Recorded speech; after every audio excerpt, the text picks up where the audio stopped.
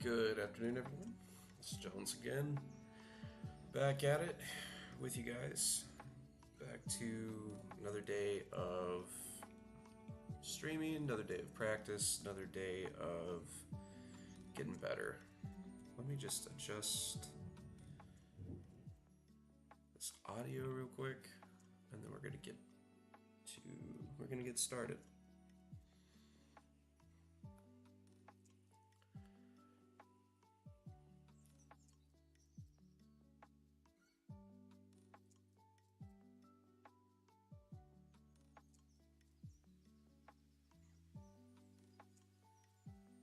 Okay.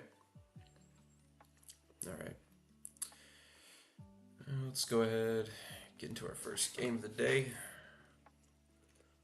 Go from there. Everybody had a good weekend, and that you did something fun, did something exciting, and you lived, you experienced a pretty chill weekend. Didn't really do a whole lot, much of nothing. Kind of just stayed around here, and well, that's not entirely true. Like I went to Pokemon Go Fest, and that was actually pretty fun. So can't say that I actually didn't do anything, but it was neat. Got rained out, but it's fine. I was able to get a Zacian and a Zamazenta. Neither of them are shiny though, but it still counts. I've gotten to this point with like Pokemon Go where like the only things that I don't have in the game are just the legendaries. But I don't really play the game all that often, so like I'm not too stressed about it. Yeah. All right, so we're gonna start Mew. We're gonna hold this Ditto here, and we're gonna do that. All right, we're playing against Dragapult. So we know that on their second turn they're gonna item lock us. This comes at no surprise. So we just need to be able to play as if that is going to happen. And play with that in mind.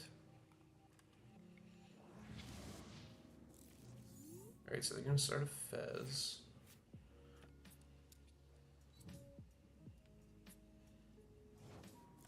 And just attach and pass. Alright, so we're going to go here. Here.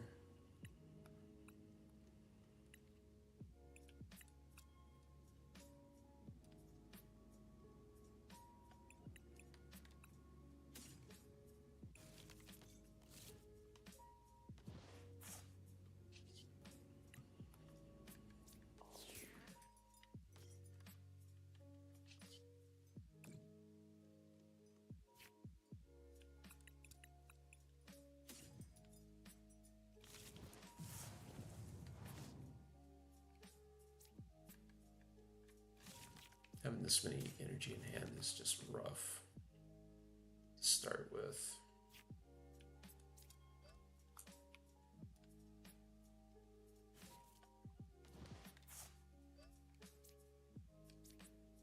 Can't forget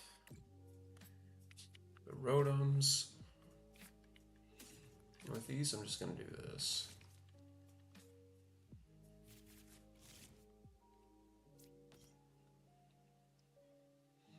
Either way, they probably think that I have a Noctowl in hand. So we'll go ahead and put 60 damage here. Hope they don't have Monkey Dory. Alright, there it is. So let's see what we got.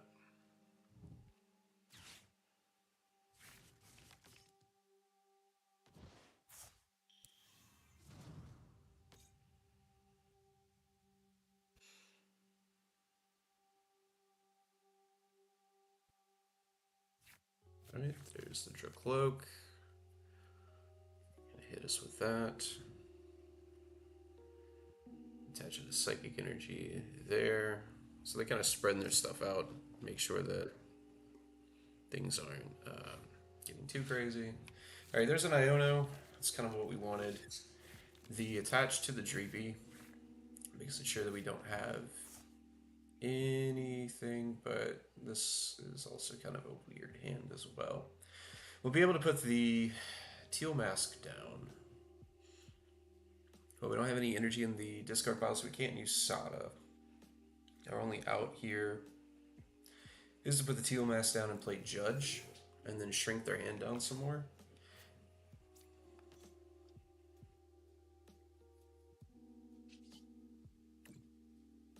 I'm just gonna go ahead and get rid of the cloak on this turn.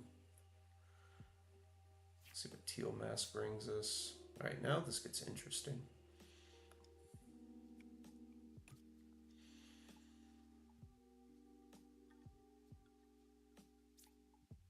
Yeah, just save that. Yeah, I just save the Ultra Ball and I just Judge anyway and see what I get. Alright, it wasn't that great, honestly.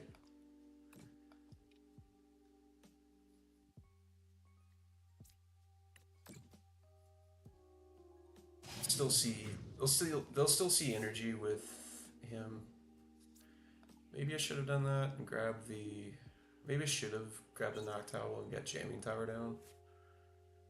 But it's hard to say. Let's see if they draw how they draw out of this Judge.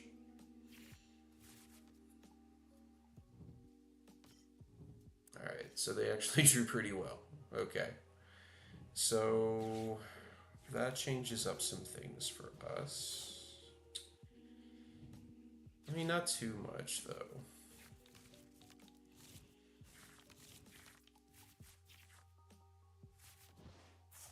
Yeah, that doesn't change too much.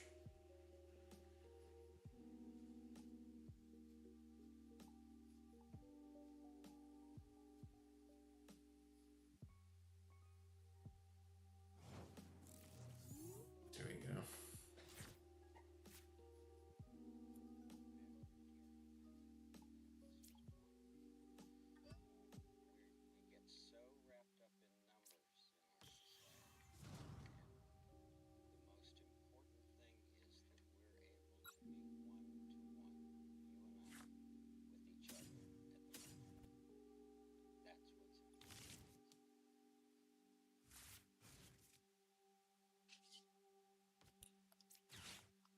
Almost made a misplay there.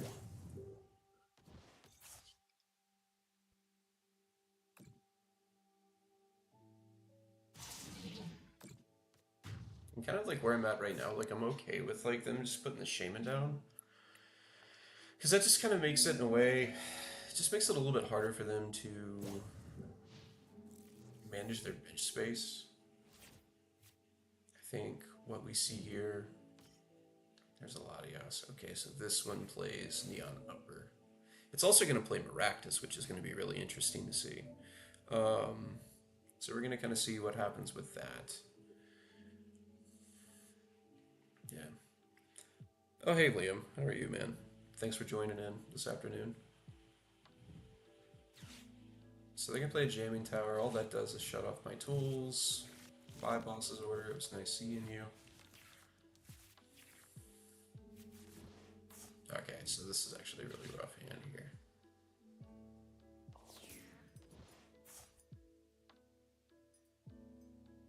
Now they got us in the spot. Now they got us in the jam. So our only way out of this is to evolve. And then to get an energy. Or if I somehow... Yeah, this is going to be interesting to play out of, but I feel pretty good about it.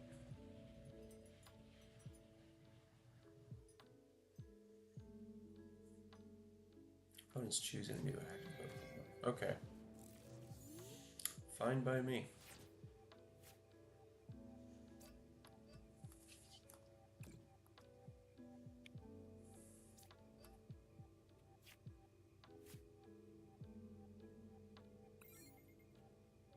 Alright, let's see what happens.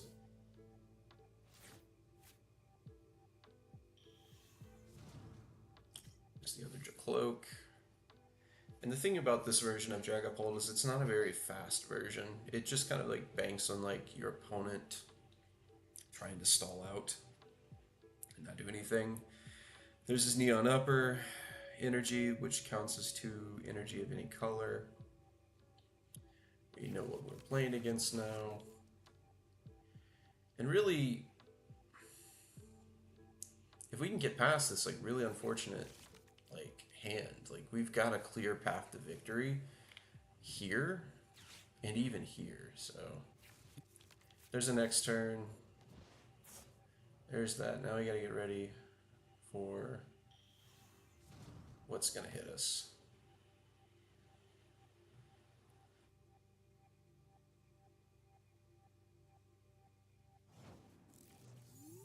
I'm gonna draw a pass.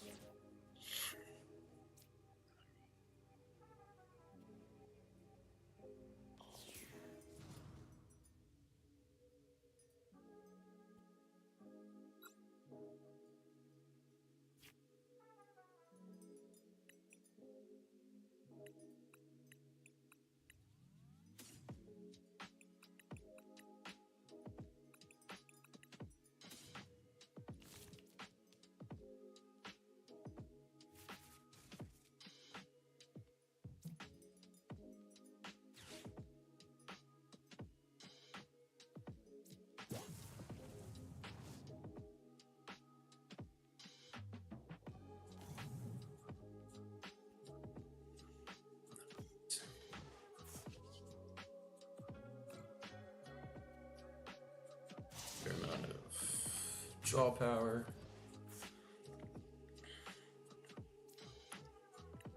Let's see what we get here. So there's an energy switch that could prove to be helpful. I don't know how helpful it's going to prove to be, but we'll be able to make off of that. There's the energy. They're probably looking for a counter catcher here. Although at the same time, it would help them in this case to be able to get the energy off the board. Or maybe to get counter catcher into a Hawlucha, which puts 10 damage on 2 of my bench Pokemon, which would really help them in this situation. Although just swinging into the Raging Bolt and then going and then setting up multiple knockouts wouldn't be bad. Alright, so that's the route they're gonna go.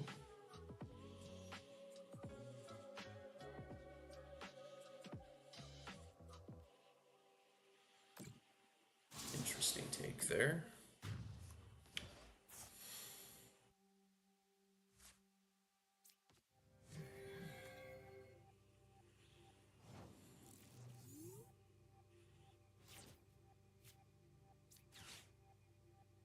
So we gotta get a Raging Bolt. Bring that down. And really what we're looking for here is we're just trying to look for a way to get... Alright, there we go. That's what we were looking for. The only downside of that is now we have to burn like 3 energies, and I don't like that.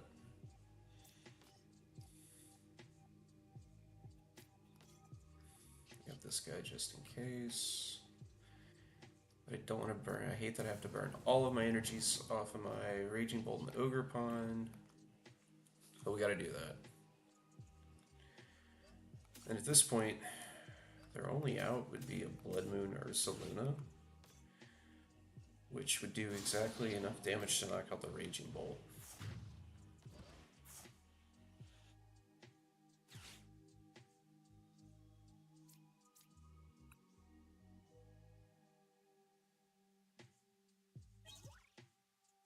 So we got a Grass Energy, and we got an Ultra Ball. So we have some options here. We also do have 2 Night Stretchers and an Energy Switch. All we really need to do is secure 1 knockout. There's the Blood Moon, like I predicted.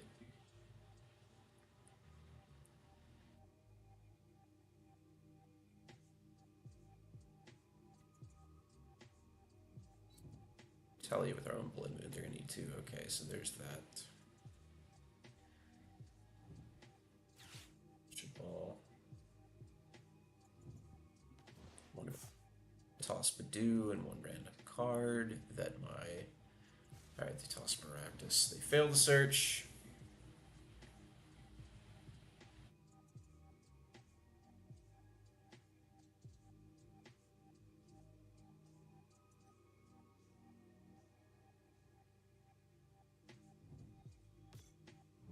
second Monkey Dory. I think our research. Okay, we're in a good spot here. They didn't reduce our hand, and I think they really only have one counter catcher, which, yeah, they should only have one counter catcher, and really, truthfully, that hurts. So there's the Blood Moon. And the thing about this, though, is it has this ability that reduces the energy cost of this attack for each prize card I've taken. So its energy cost is 5. I've taken 5 prize cards. It's going to attack for free. Now here's the other thing about this. Since it attacked, it can't attack again. So we're kind of in a really good spot here.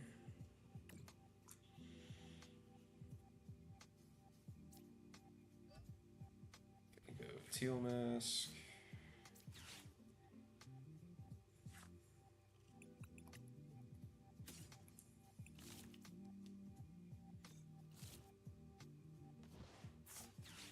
At this point, I really just don't try to sugarcoat it. We'll just go here.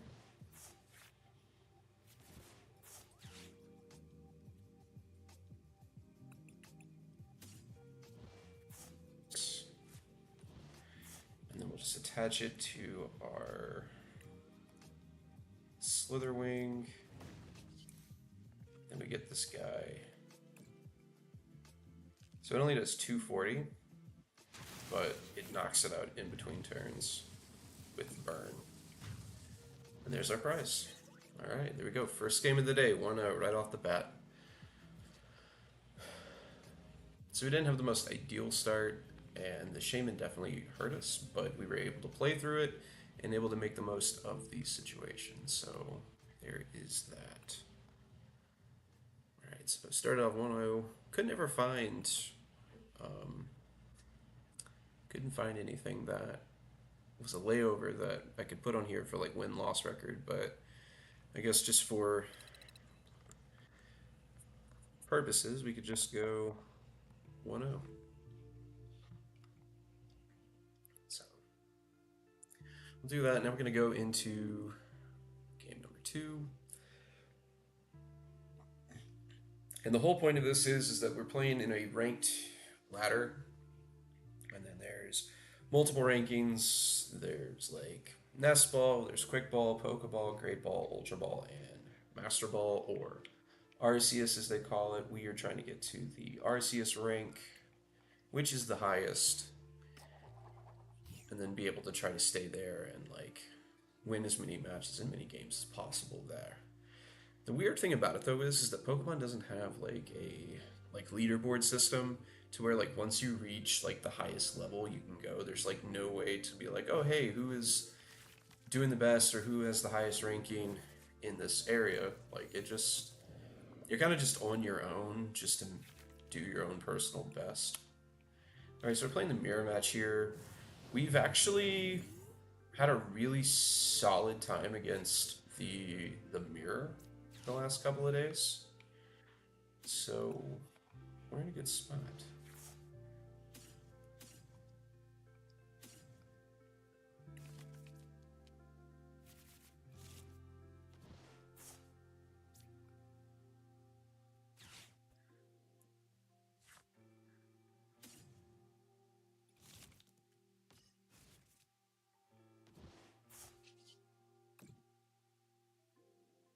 So we're gonna go fan call. We're gonna get this guy, and this guy.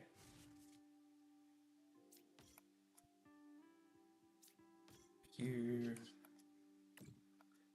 We'll Teal Dance, and that'll let us attach an energy for the ability, not for our turn. Go ahead and put that out. And then I'm just going to retreat Rotom because we don't want them to take the first 2 prize knockout here. So there is that.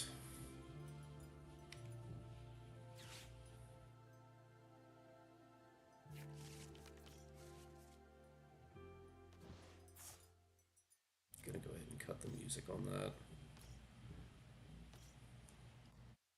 it's weird enough that like the music that I was like playing with that, it's just it's too loud.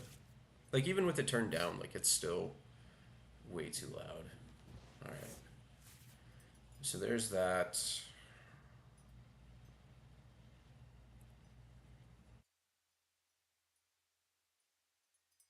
Played their hand down. There's an ultra ball. What was that? Is that what I think it was? Yeah. Oh, yep. So what this guy does, when you play from your hand onto the bench, it discards a stadium.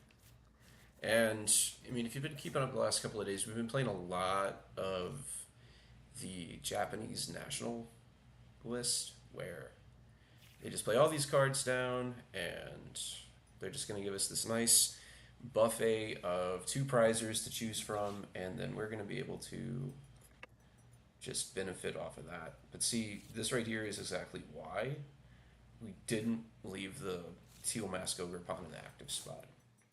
We wanted to avoid them being able to take the first two prize knockout. And the way that this matchup works is that typically whoever does that usually ends up winning the game. All right. So there's that. So now it is upon us to retaliate and to respond.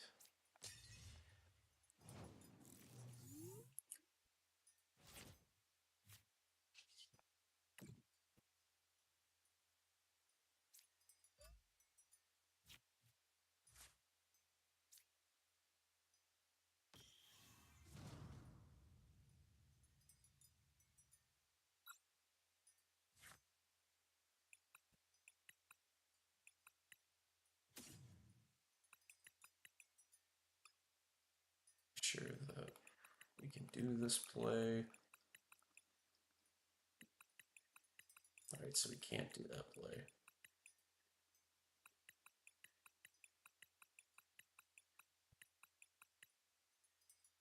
Latias and Prime Catcher? Wow. Okay.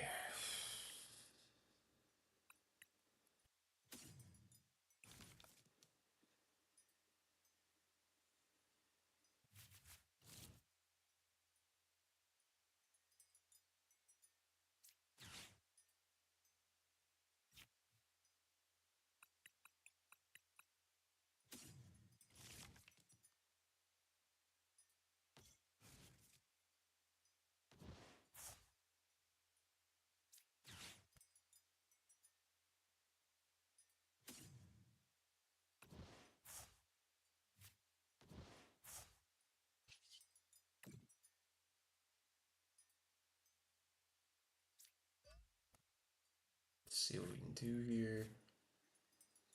So we get the Crispin, which is helpful.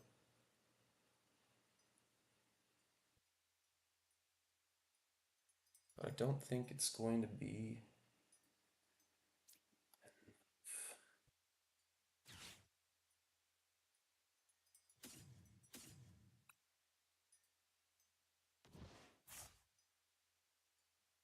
Now, in all fairness, they did. So let's do this.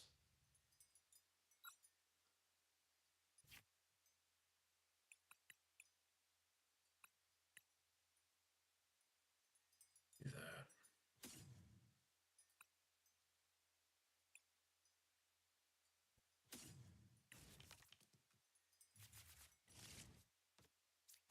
This will be ridiculous if I can pull this off. Let's see what we do.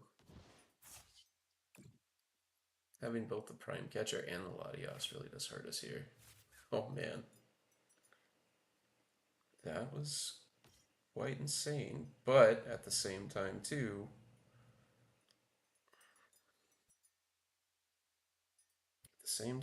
this is not what we want to see.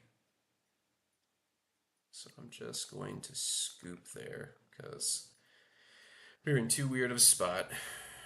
We were in too weird of a spot. But it's fine. That happens. I mean, like, out of all the Raging Bolt mirrors we've played, like, in the past week, that's, like, the first one we've lost. So, I'm not bothered that by that the least bit. Like, not in the slightest. So we'll be fine. We will be fine. Alright, so we'll reload that. So there's that.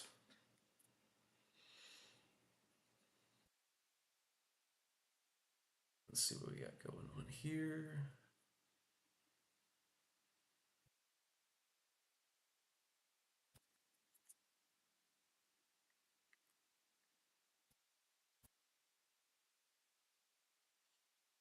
See if we can find a match. All right, thick binder. All right, what a name! What a name! What a name! What a name! All right,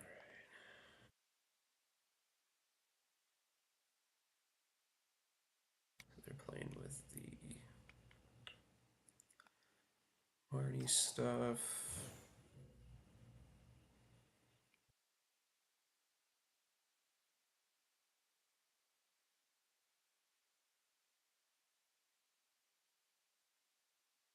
I'm totally fine going first here. Totally fine with that.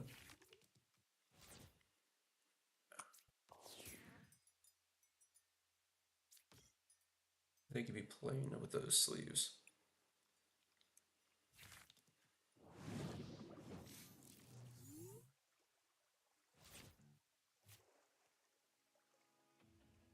Oh.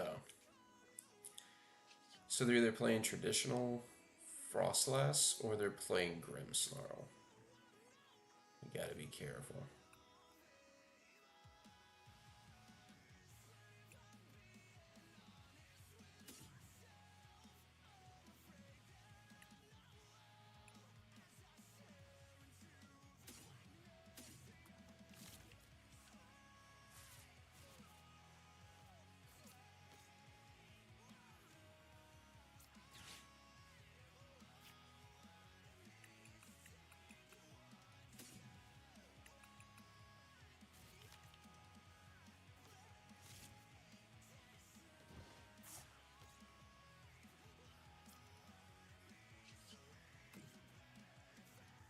Right, so we'll go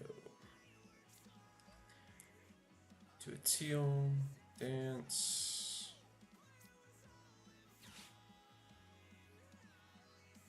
I'm gonna pitch this fighting energy so I can get an energy in the discard pile.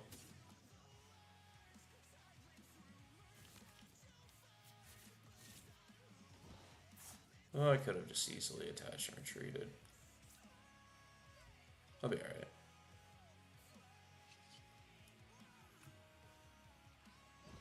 Yeah, that didn't feel right. I should have done that the other way around.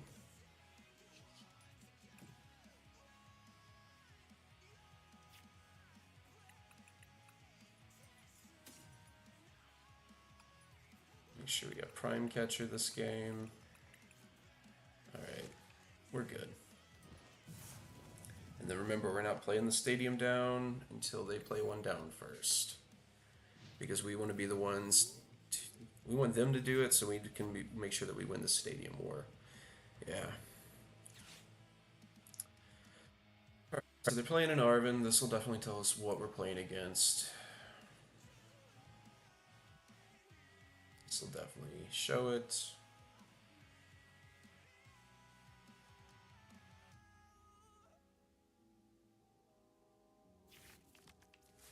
Alright, Secret Box Defiance Ban. Alright, so that definitely tells us we're playing against Grimmsnarl.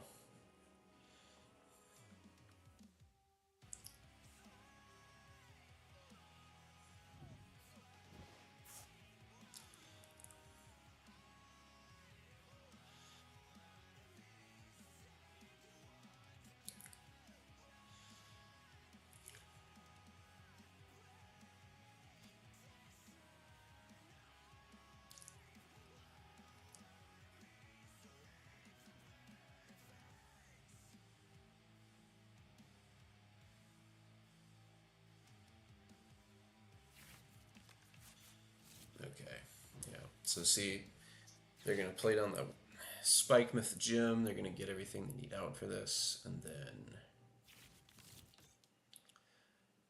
Alright. there's the board. We'll definitely want to get the snow run out.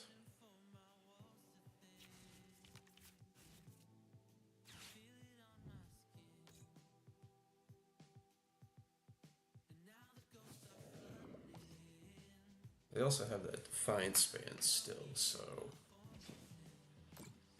that'll be... Oh, they got rid of it, so that actually kind of works out in our favor. Actually works out in our favor.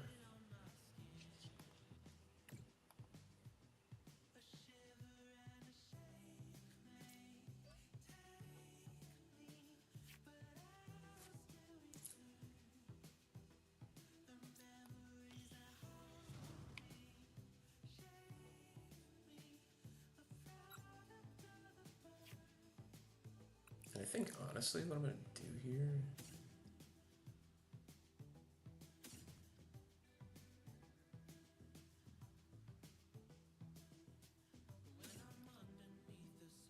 Now we'll go double Crispin.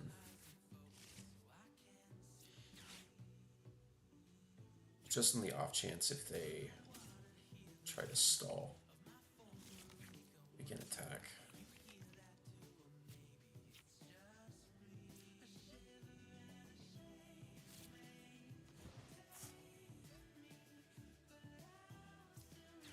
Bump that.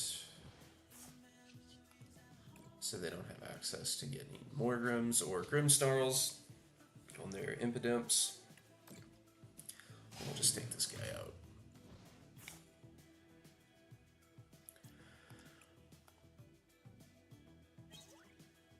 Because as people have seen, you know, previous streams, like, they know that I'm not afraid to attack with these Noctowls if I have to. Like, I can get a knockout on a Badoo that way.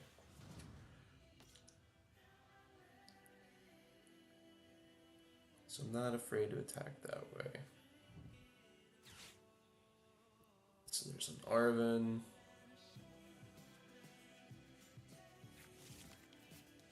Night Stretcher.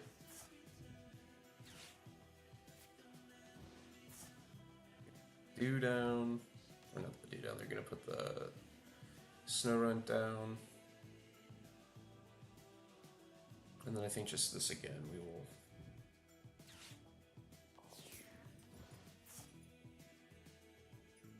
It's probably a counter catcher. Alright, so... Yeah, it was a counter catcher.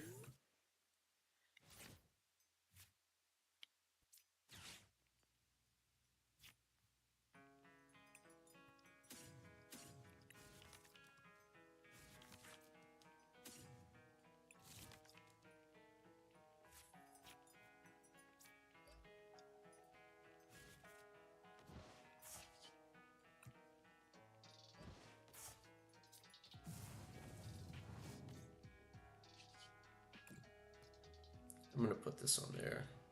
Most Grimmsnarl decks only play one Defiance band, so you should see something in the next turn. If they choose to attack,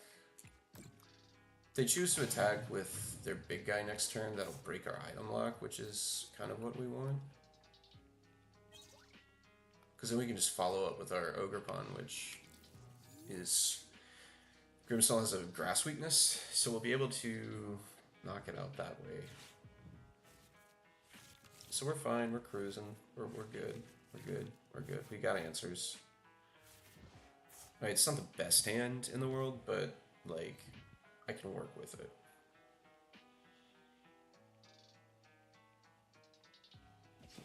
Alright, so they just continue to itchy paw in here.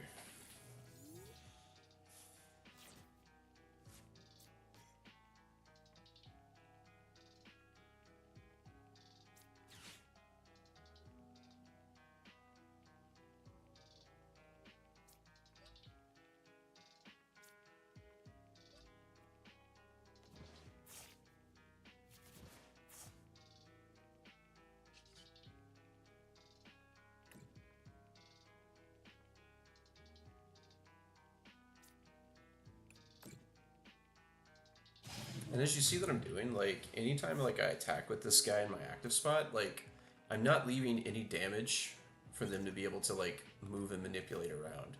Because again, they're going to rely on Monkey Door here to move damage counters. It says if it has a dark energy attached, I can move 3 damage counters off of one of their Pokemon, and they can move it to one of mine. So right now I've got a total of 30 damage on my side of the board, which I'm okay with. Alright, so there's their second monk. There's an energy for turn. Super Rod. Let's see if they get this off.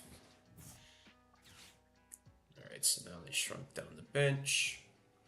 Now let's see what they get off of this. They could get a Shaman, which would be cool. Oh, okay, so they go a third Monkey Dory. Alright, so that is how they're going to play this.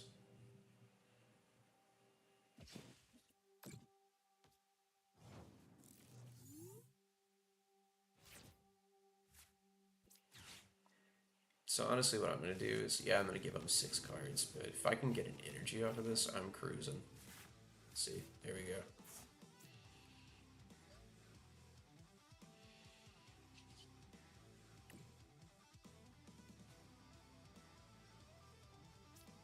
And then I'm going to put this on their Morgrim.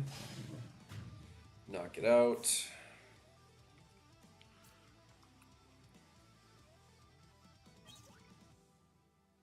There's a Noctowl.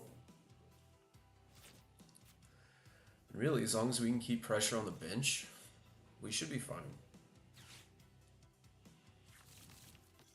Alright, yeah, so they're gonna go double Imp. I'm expecting them to play Iono or some way to disrupt our hand. Nope, they just go Itchy Pollen. Which I'm okay. I am okay with. I am totally okay with that.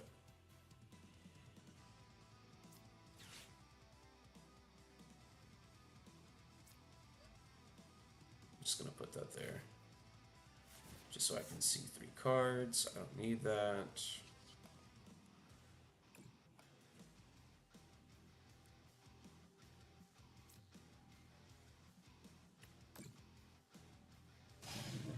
And then at the same time too, what good's a Monkey Dory? If you don't have any damage to use. And now they just have to... They basically just have to try to find something. There's the rare candy. Now, maybe they get like Boss's Order and they have Defiant Span, or they have Arven and maybe they play a second Defiant Span, which I doubt. But the only thing what they would end up having to do, and I think really their only option would be to... I mean, it's a little late to play that. A little late to play that.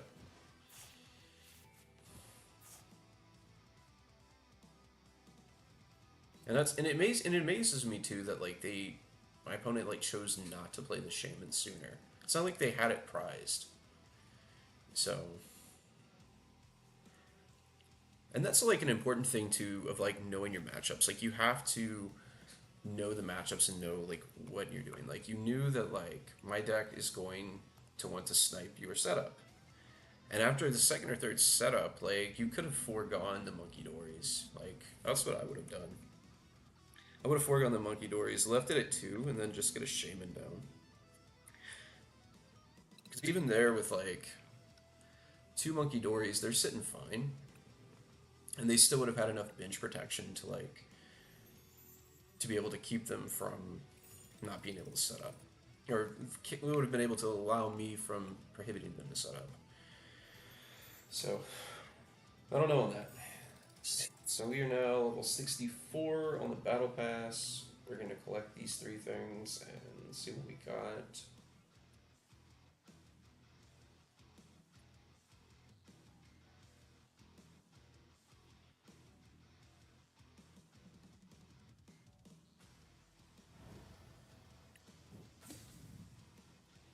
Alright, so we ended up getting this illustration rare Spite Ups out of the case, which was actually kind of cool. This is a really neat card. This is definitely a card that I want to get for my personal collection. It's just really cool. The colors, like you can see it online, but like the card in person is way prettier. Like this is nice, but like in person, like it just the green and everything pops. You get an Ethan's Ho-Oh. This is fine. I like the illustration. The secret illustration are better, or the regular art, but that's fine too. So we got this. This is probably one of the coolest cards it'll to be made in a long time. Like it's Team Rocket's Moltres, and this is just a really, really cool looking card. Don't have it for my personal collection, but definitely would love to have it. There's a lot of cards out of Destin Rivals that are just, even like regular ones that are just nice to look at. So, there's that. Cool, so we're sitting at 2-1. Strong 2-1. After one weird game, we bounced back with a really strong performance there. And I mean, if anything, it's like, I think just the last few streams have just shown like just how powerful Baby Raging Bolt is, and which I've said before. Like at first, I wasn't a fan of, and then just over time, like I've gradually like come to like it because of games like that. So it has definitely won me over. All right, so we win the coin flip here. Let's go second, assuming we're playing another stage 2 deck. And just hope we don't play a poison deck. And we could play the game.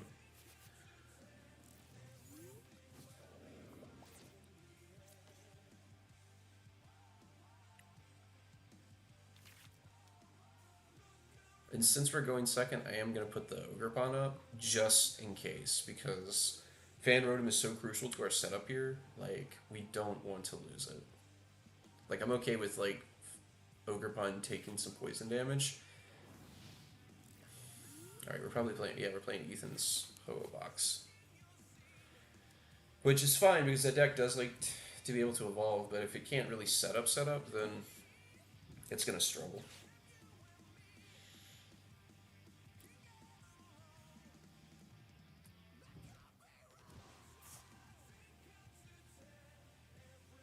Okay, this is interesting. Skeledirge. Gouging Fire. Alright, there's a Squawkabilly. Let's see where this goes.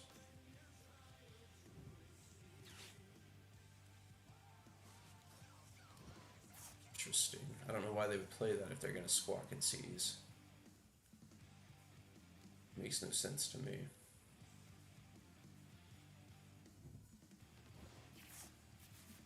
Interesting. Should definitely put that down. Because they probably play one more Stretcher and maybe they play a Super Rod. But it's hard to say. Alright, so Pokegear. They're probably digging for a Carmine is what it is. Sada. Maybe this is just like an ancient deck, but I don't... But the Skeledirge makes no sense either. Like, I don't... We'll see where it goes. If this is just a pile, we should be fine as long as we set up and don't do anything stupid. Okay.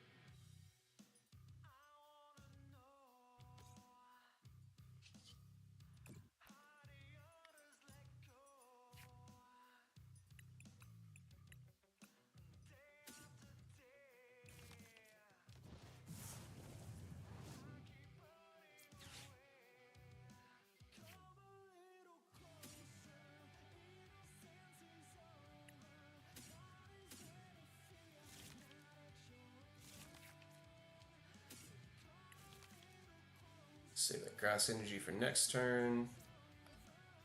This will go here.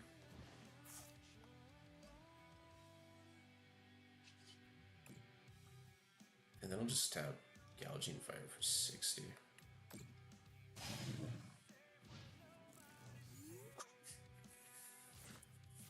I still have to hit him. Well, this time, like, it just makes Raging Bolt EX, like, have to hit him for, like, 3 instead of 4, so... If I get a chance to, like, conserve energy and not have to overextend for a knockout, like, that's fine. Alright, so there's that. That's cute. If he gets an energy attachment, he's looking to boss, maybe get, like, Ogre Pawn. I mean, he could get the big bolt. If this is... This will be interesting what this could be. Latias, it's a free retreater. Looking for boss here?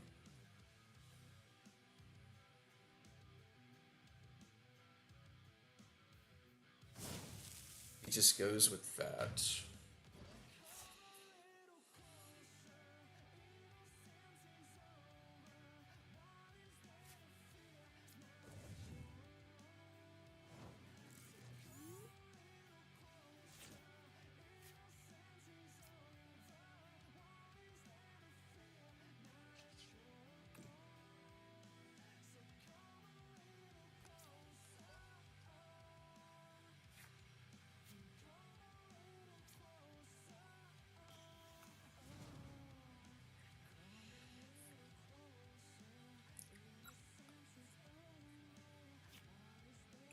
Let's look at the board. So we got 3 energy.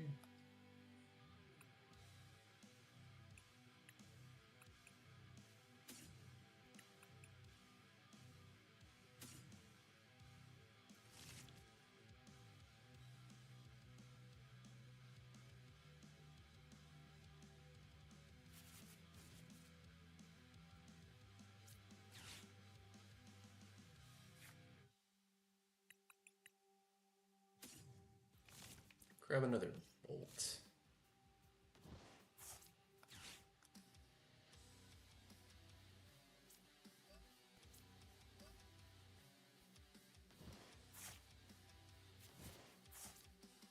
That's what we want to see.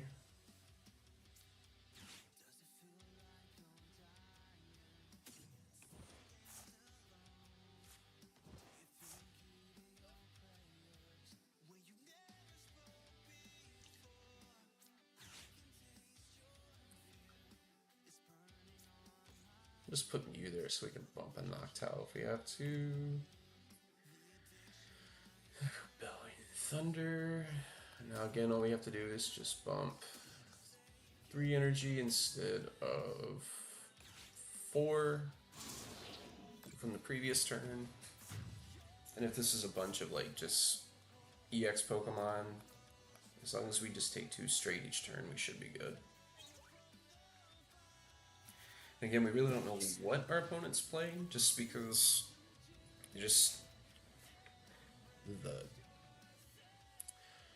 unless they were maybe using the Skeleturge to increase the damage of this. Discard a basic fire energy. During this turn, attack spray Pokemon do 60 more damage.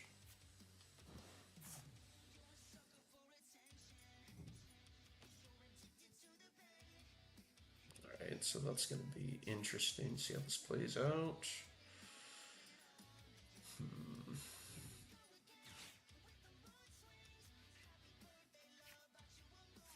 Alright, so they got a Sada. They got the Fez back. Interesting. Maybe they're playing the... Yeah, that's it. That's what they're playing. This guy's got a Zero C's. Damage from this attack isn't affected by effects on your opponent's active Pokemon. So it can get through wall effects and things. And then it has this, Catharsis Roar. If your opponent's active Pokemon is affected by a special condition, this does 120 more damage. Cute. But he's got to have 3 energy on it. So we gotta have to play knowing this is going to happen.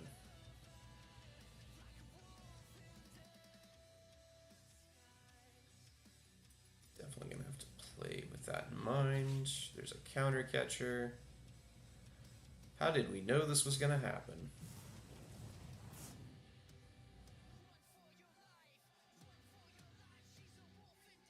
It's not a bad idea here.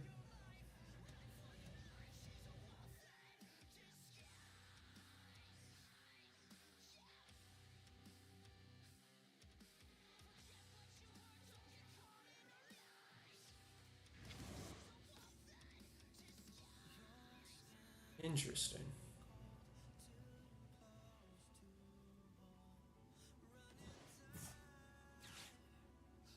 It's jungle. Like I said, we'll just bump this.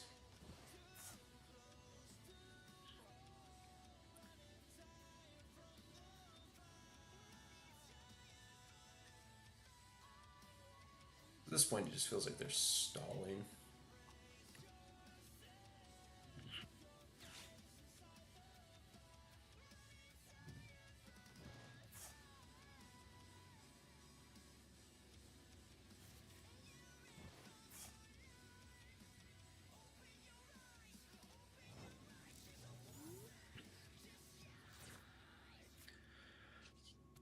So we're going to want to go there.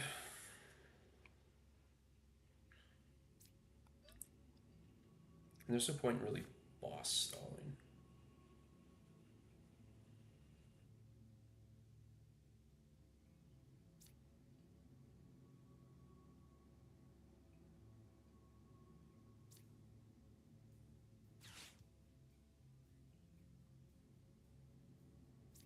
Know that we've got the energy for this.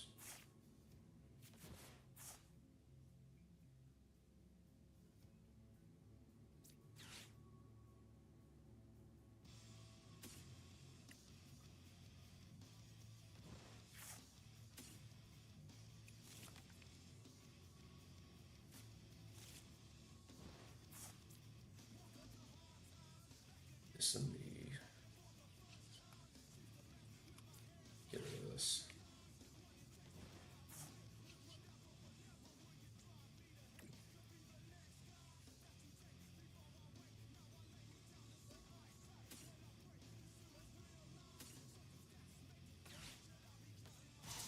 Let's see what happens here. It's a weird price trade, but gotta do what we gotta do. I mean, it opens them up to like a 0 energy like Blood Moon, but we'll see what happens. I mean, in a way though, like now that I've seen what they're playing, I mean, like it makes sense, the strategy. I just think it's just a lot to pull off when you play against like other decks. And Walking Wake was actually like really cool. Like it's got really cool cards as far as like the art and illustration goes. It doesn't impress much. All right, so this is going to be interesting if they can do this. All right.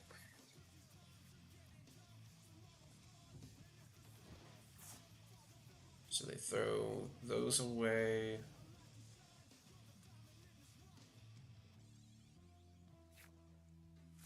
You're looking for another Brute Bonnet.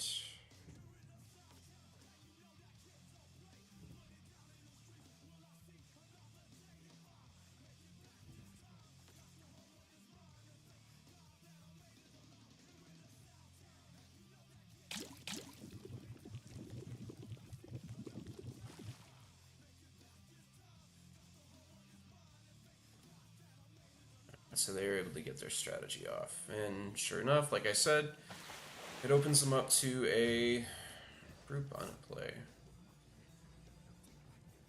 Then also this hurts them as well, because we don't have to exert as much.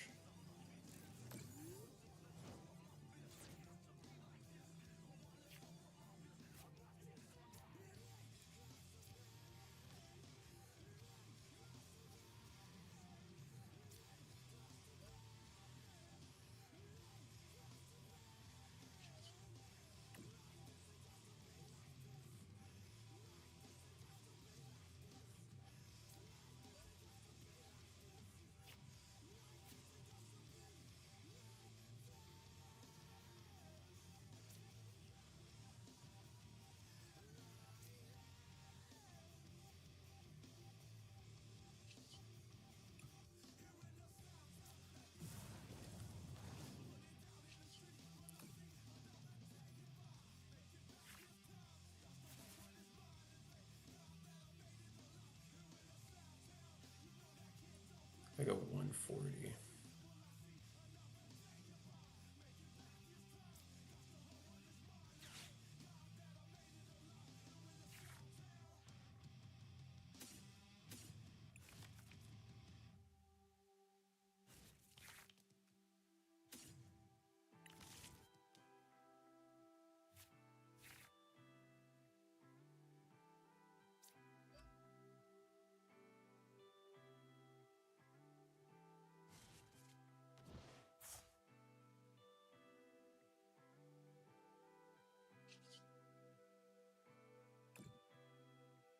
Still gotta get rid of 3.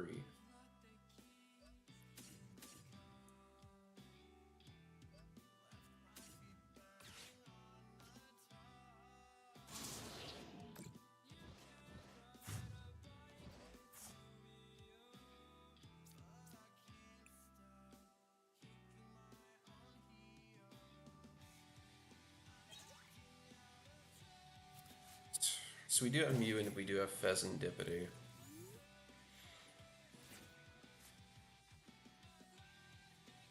So we're just gonna have to hope things go our way.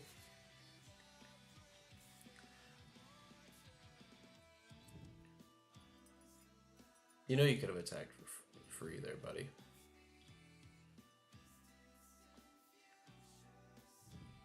So we'll see what happens. Precious Trolley. Okay, that's neat.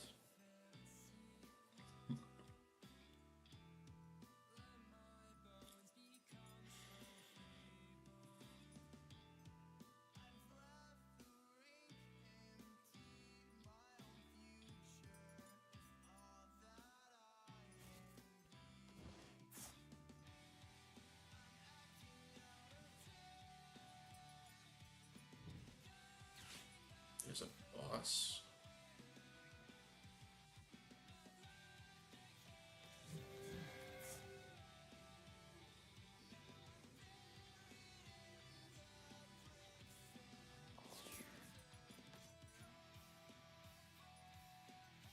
I wonder if they had another supporter in hand. And if they did, would they have played it differently?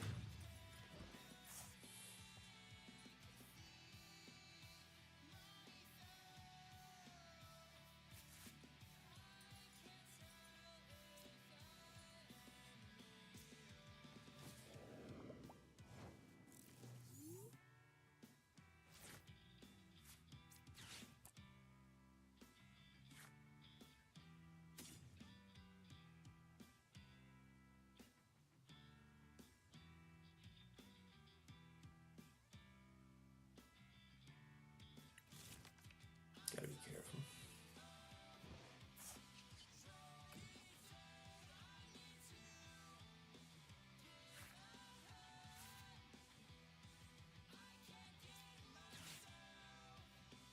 Alright, we got a lot.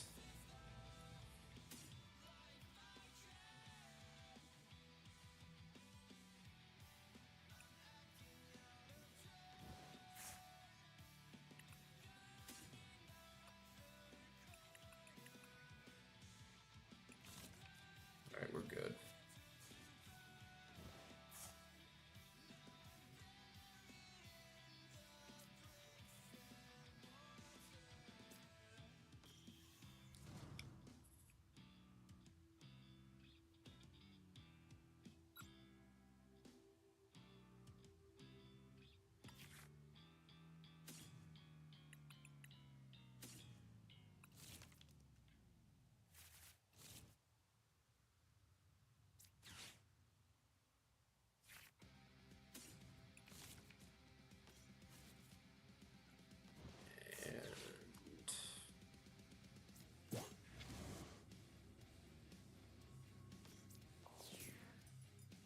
Bring up our own Blood Moon. And then we attack for nothing because they took 5 prizes as well. So there we go. Another win.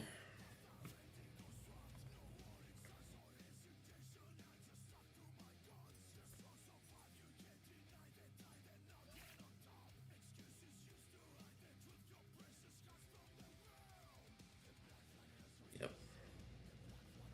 So there we go, 3-1.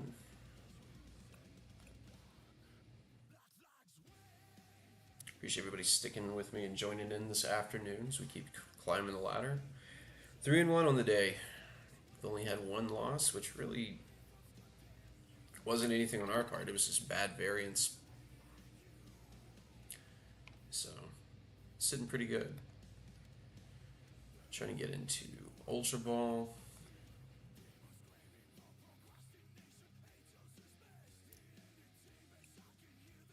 So there we go. Let's start the next game.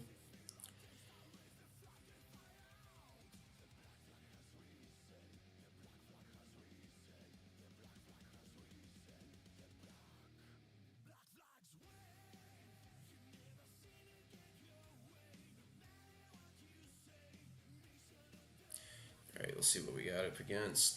Played a nice little mess of decks. Played Raging Bolt, we've played Ogre-Pon. Not Ogre-Pon. We played Raging Bolt, we played Grimmsnarl. We played Dragapult. We played that deck that we just got done playing. So, a lot of things going on.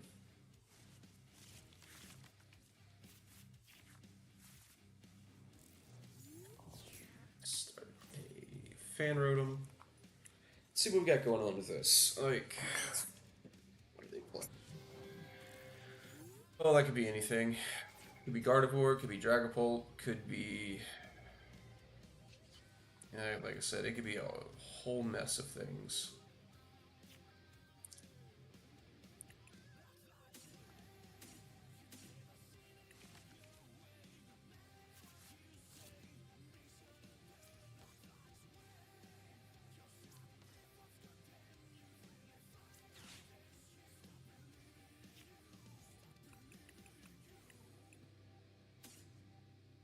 No, definitely don't want to do that. So we got that. Wow, we got 2 Sadas prized. Both of them are there. We got Ultra Ball in hand. We got plain a Nest Ball. Is that interesting? Boss. An owl. We'll be fine. It's unfortunate we didn't get an energy down this turn, but we'll be alright.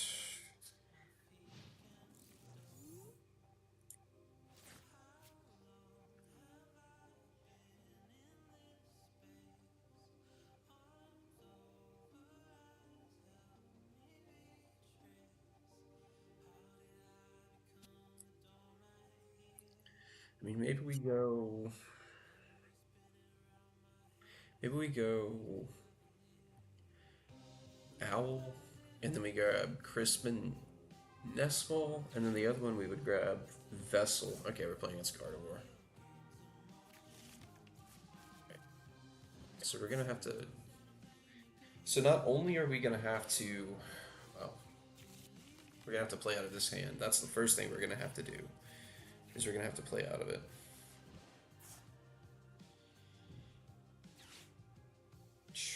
That's rough. Okay. That is very rough.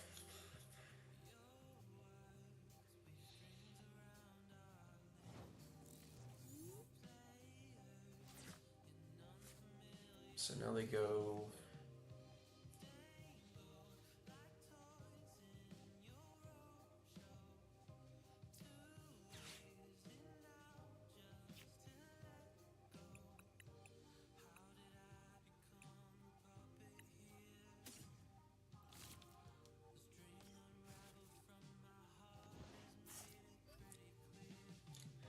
I can just grab this and just pass. Really not a whole lot there that I can do.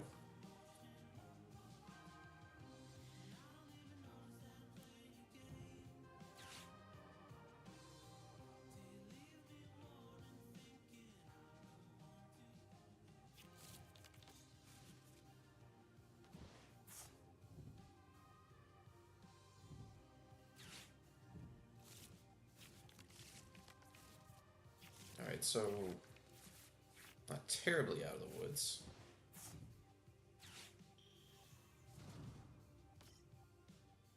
All right, so this is going to prove to be quite difficult. Definitely, the last thing I want to do is give them energy to move around. And they don't have. Okay, so they have 2 energy.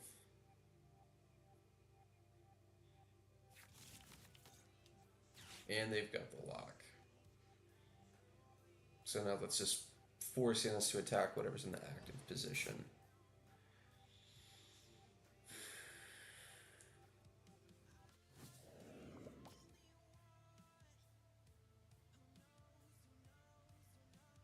I can't energy switch.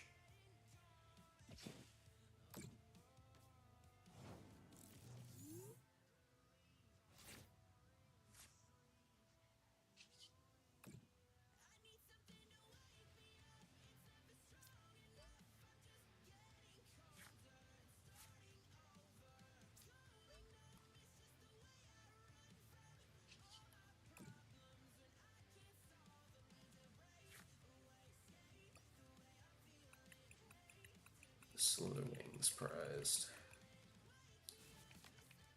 Shake this up a little bit.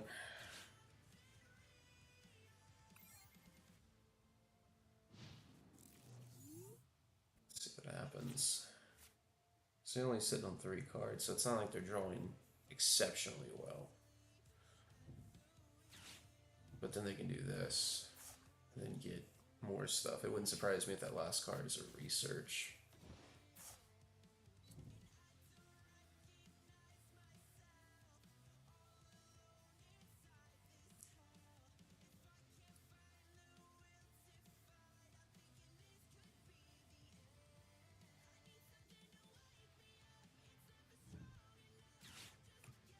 Thank you.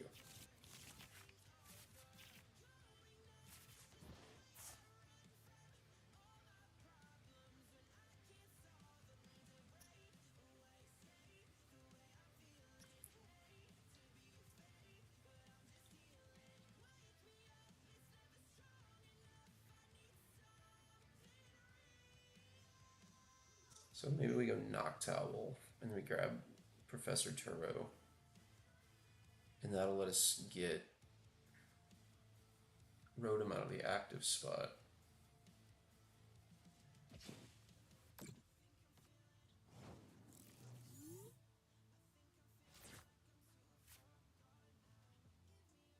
Yeah, that's what we're going to have to do.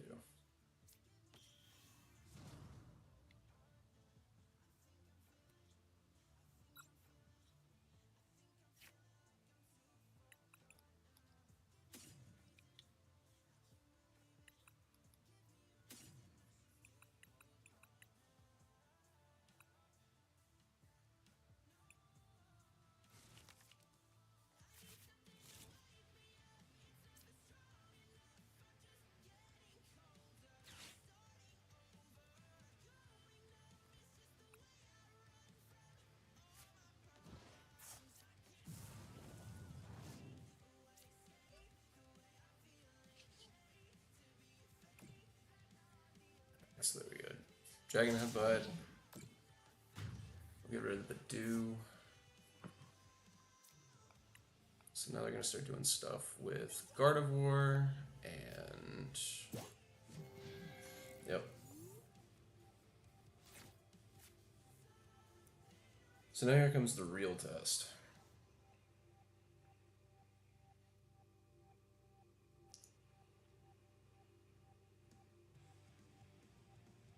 And what comes with it.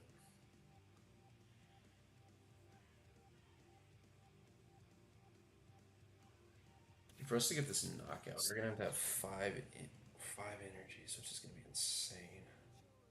Doable, but it's asking a lot.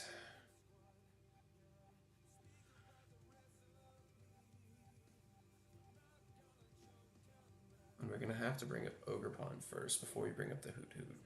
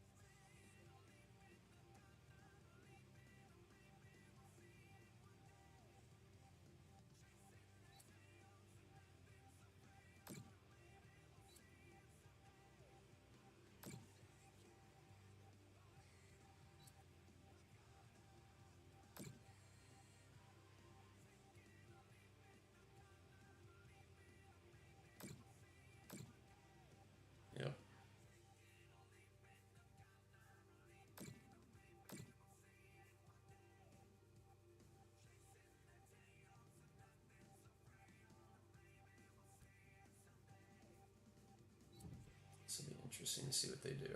Attach there, okay. Should attack that.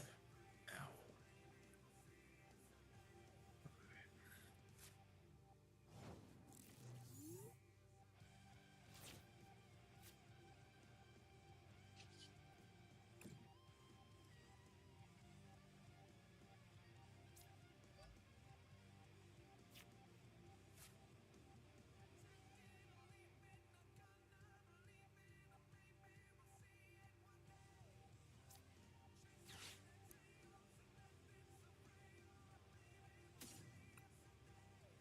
Checking the discard.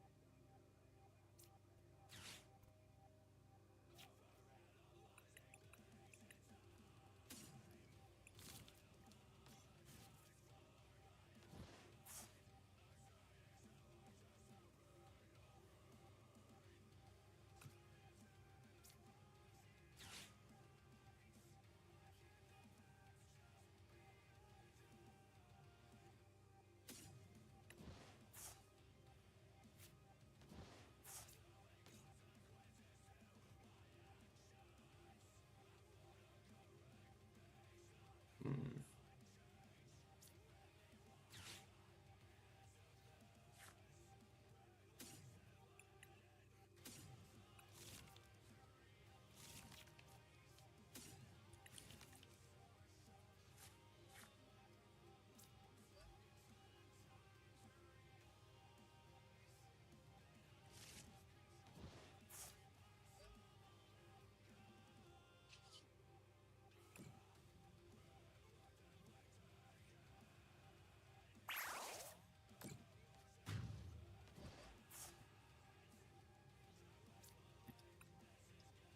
Not ideal, but it'll work. Now we just gotta try to survive. We know that they have one more counter catcher left.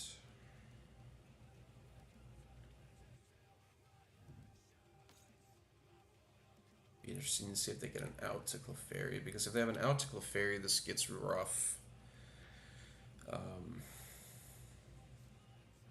It's also rough too if they can even if they don't even have the out to Clefairy, even the check down onto the Ogre Pond is tough for us too, because then it really it limits the amount of energy we can attach.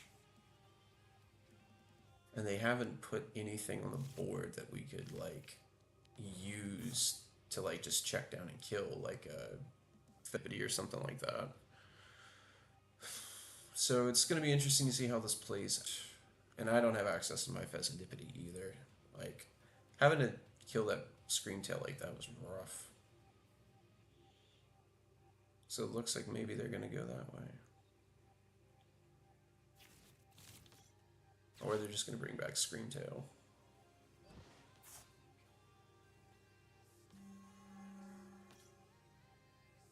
Alright, let's see what happens.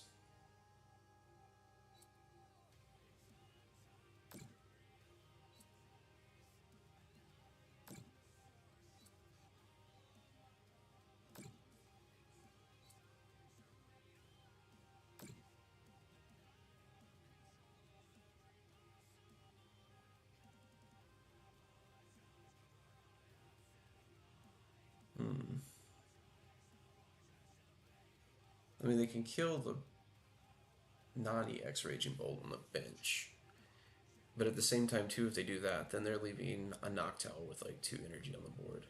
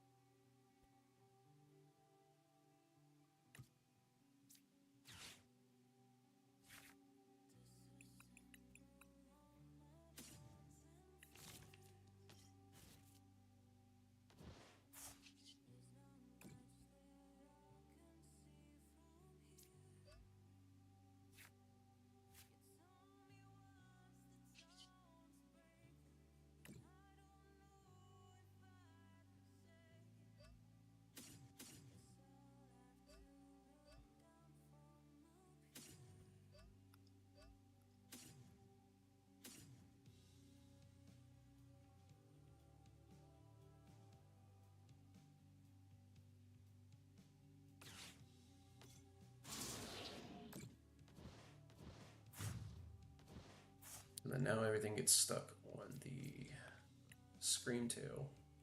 Which again, when we play against Gardevoir decks, the thing that we want to try to do is we want to try to keep energy on stuff. Now, yeah, they can still attack with the... They can still attack with that, but like I'm not hurting for it.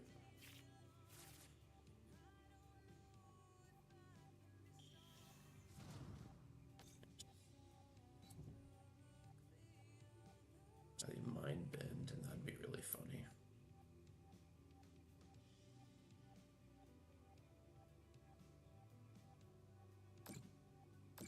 There you go. Good job.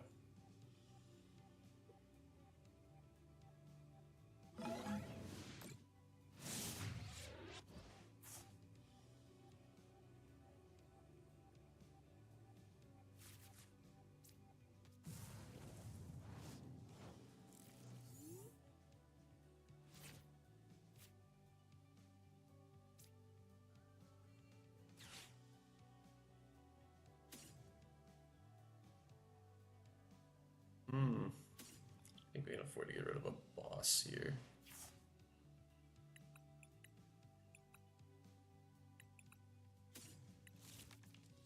As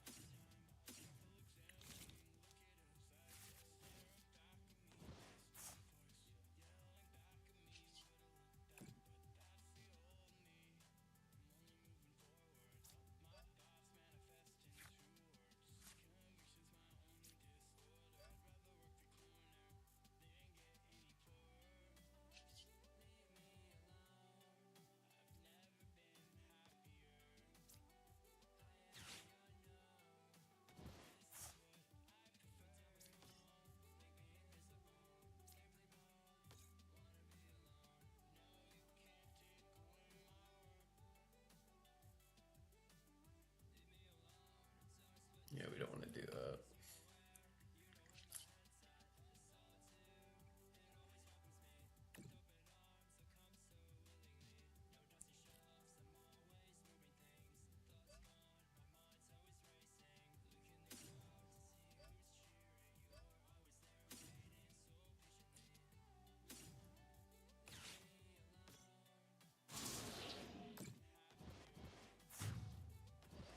Alright, so we did that, so that way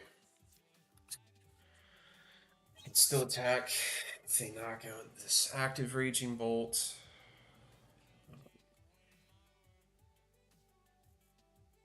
And even if they... We can still play down Rotom if they do something there. It'd be interesting to see what they do. Game despite a very unconventional start. Alright, so there's a stretcher. That's going to be Gardevoir. So he's going to come back and be like, oh, it's going to be Monkey Dory. Okay.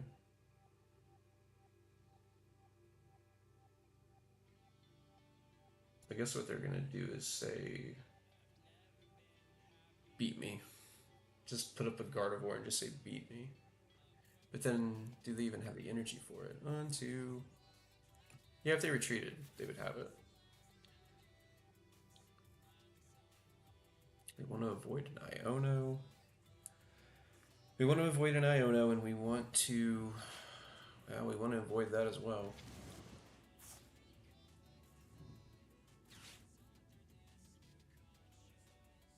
So that's what they're going to do. So this also tells me that they have an Iono in hand. Yeah. They're going to do that last, which is what I would do. Just crush my hopes and dreams. But I do have an out to a Noctowl. not everything is completely hopeless. So there's that.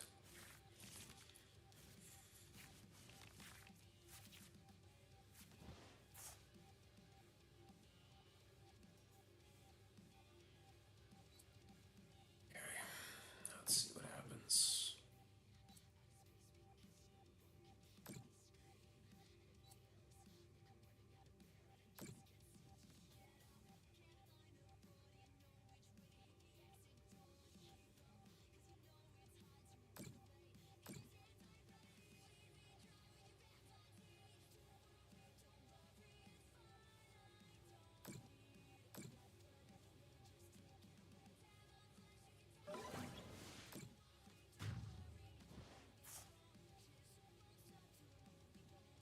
All right. All right, let's see what we can do. What we can.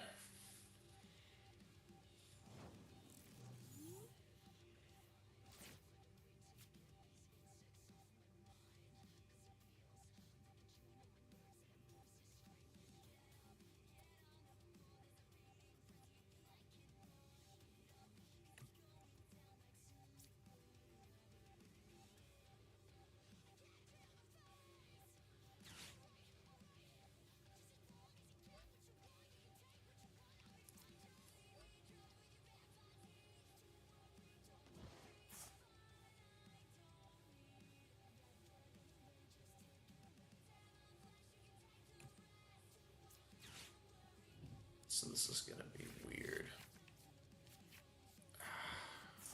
Yep. You don't get it. It's a close game. Close game. That was a bummer.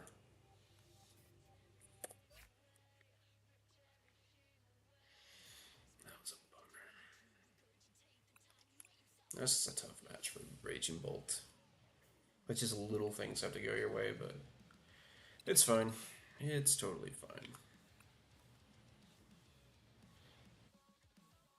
Get there. Alright, so get back in the win column. We'll go there. Get this to 4 and 2.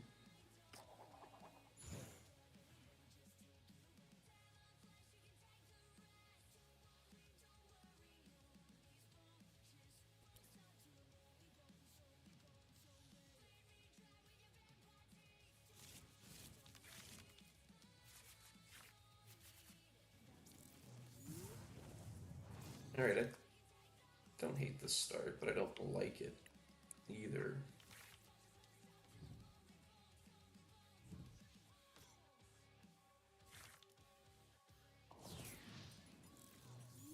And we're playing the mirror match. So we'll see how this goes. And just because they started first doesn't necessarily mean we can't play our way out of this and win it. Because generally, like we've said before, you know, we want to be the ones that take the first 2 prizes. So like what I'm gonna do here is like I'm just gonna hold this and then make them beat me that way. I'm not gonna put the Latias down because it doesn't really accomplish anything. And like the only way I would swing in a Rotom is if I'm swinging into a Rotom with my own, or and I doubt it, it won't happen. But the only other reason I would tackle this turn is if I was knocking Rotom out, or if I was able to somehow, some way, knock out that Hoodoo. That's the only reason I would be doing any of that right now. So we're just gonna keep this just 1 prizer bench and see what's gonna happen.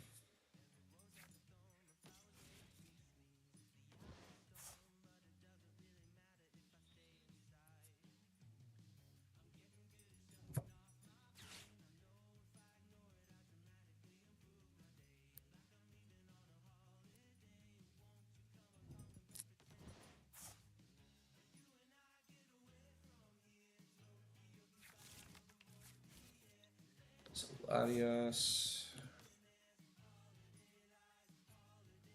And they're going to do the same thing too. They know what they're doing. Interesting.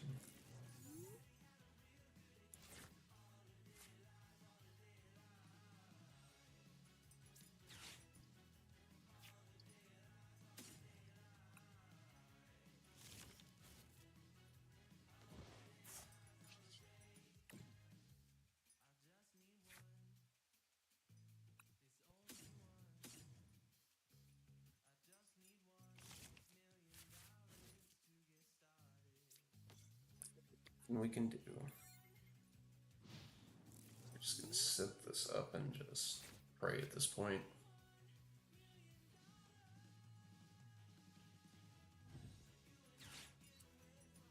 Okay, there's their supporter. Oh, that's crazy. 2 owls and a Sada. That's a decent little hand there.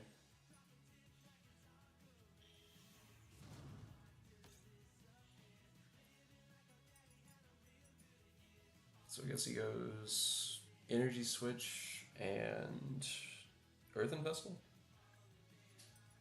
That would make the most sense here. So if they did that. Because then they'd be able to like get a knockout on any one of the owls on the bench. So we'll see how this plays out. But if I was in that position, that's what I would do.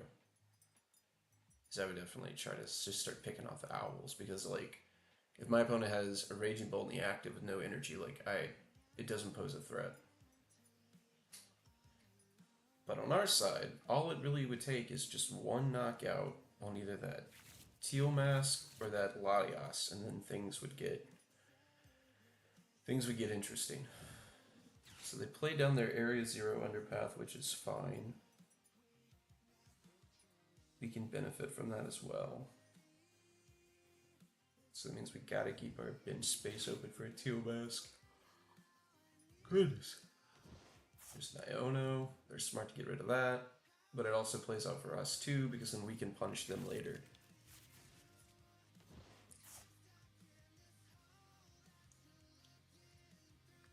So they're spreading their board. They're spreading their board.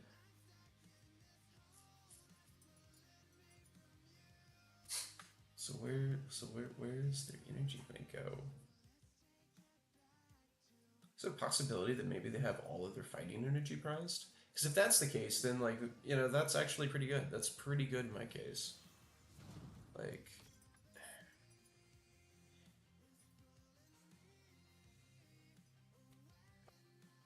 our energy switch.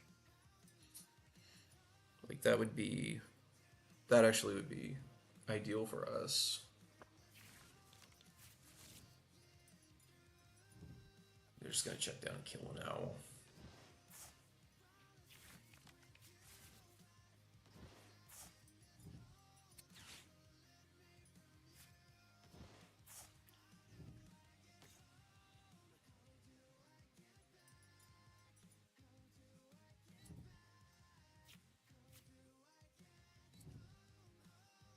Alright.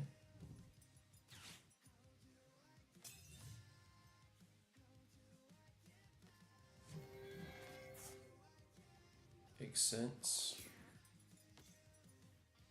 So now if they did that, that just means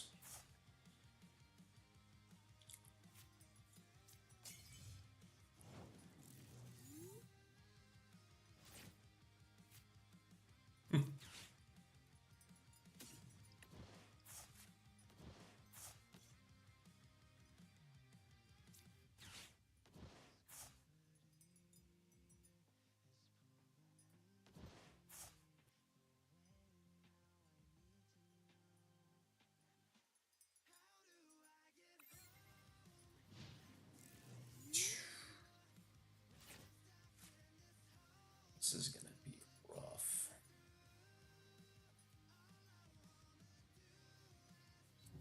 Like, we don't have any energy. We don't have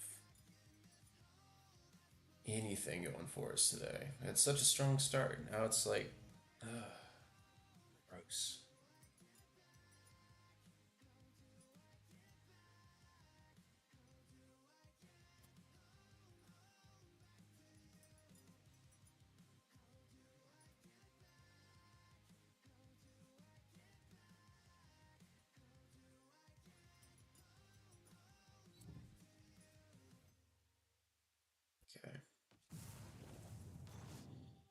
So now they can just attack anything on the bench.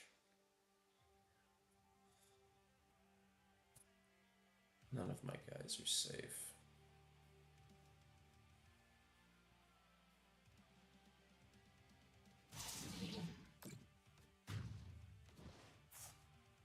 We got about one more turn before this gets out of hand.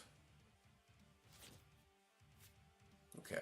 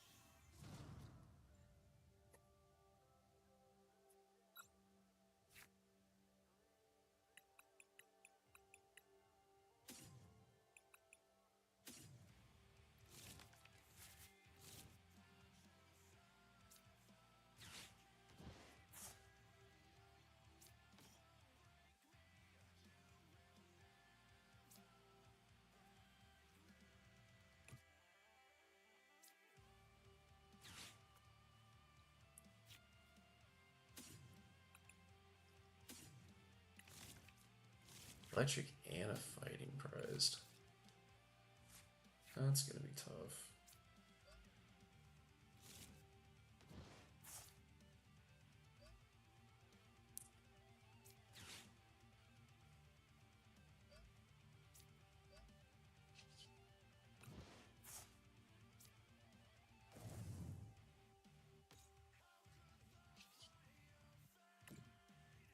So we were able to do that.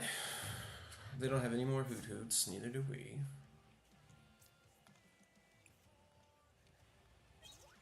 So we're gonna see what happens now. We still have access to a boss, we still have access to a prime catcher, we still have access to bear.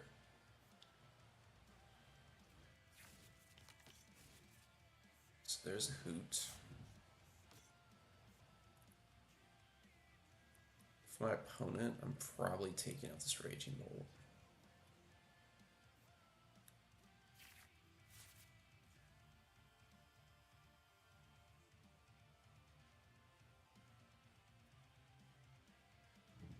If I'm them though, I'm just like trying to take 2 straight prizes.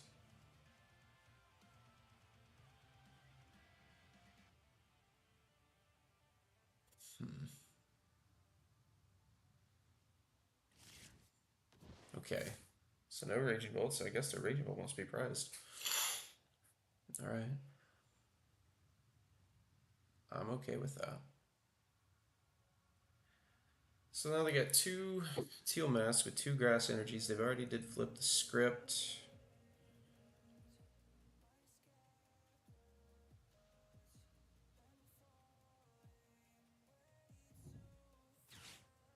Stretching back something. Okay. They got a Hoot Hoot back. Alright. That's interesting. There's the Fan Rotom.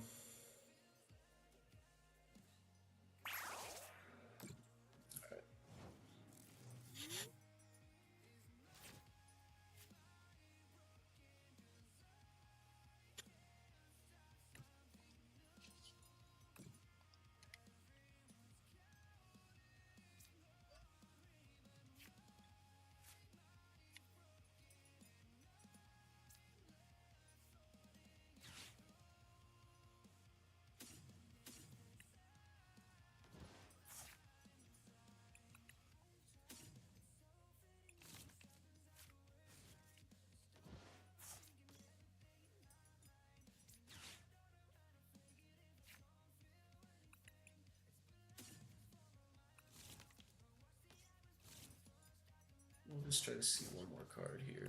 That's, if anything, that's the only thing I'm trying to do, is just try to see one more card. That'll be good, but not good right now. Alright, we're gonna get rid of a Hoot Hoot.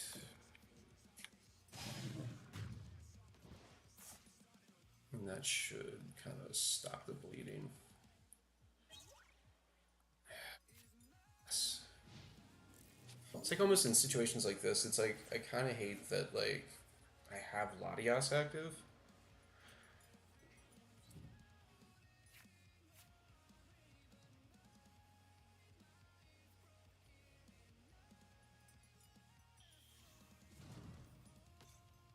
So let's see what they do here.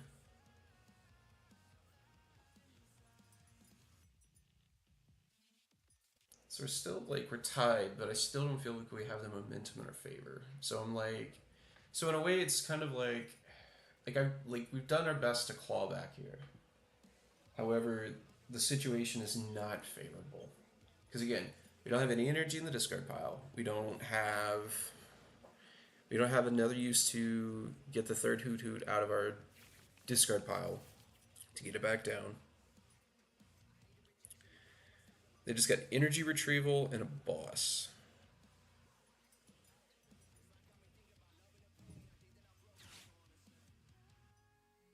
My only guess is they're gonna go.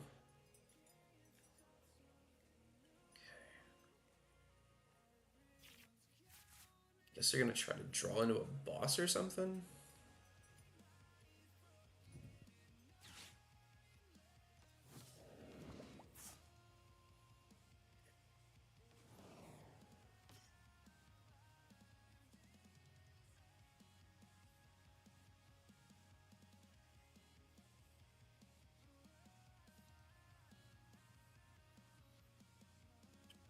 He's already used Teal Dance.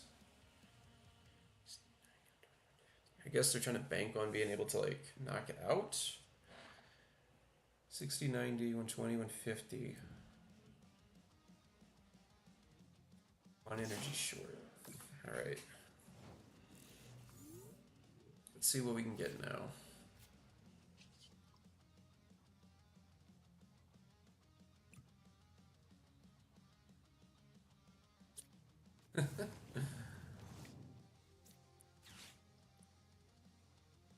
So bring this guy up here. We're gonna go.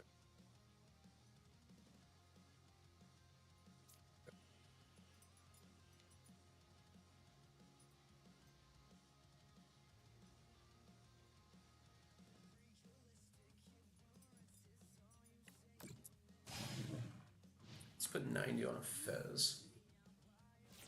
And then just tell him to beat us with an energy there.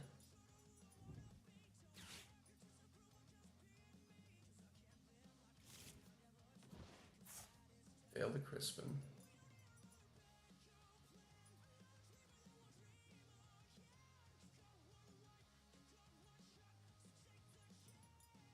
Let's see him play Turo. So they either got Turo and Dagger, they don't play it. And they attach return retreat. They'll go Fan Rotom. Oh, they go and bring him up. Okay.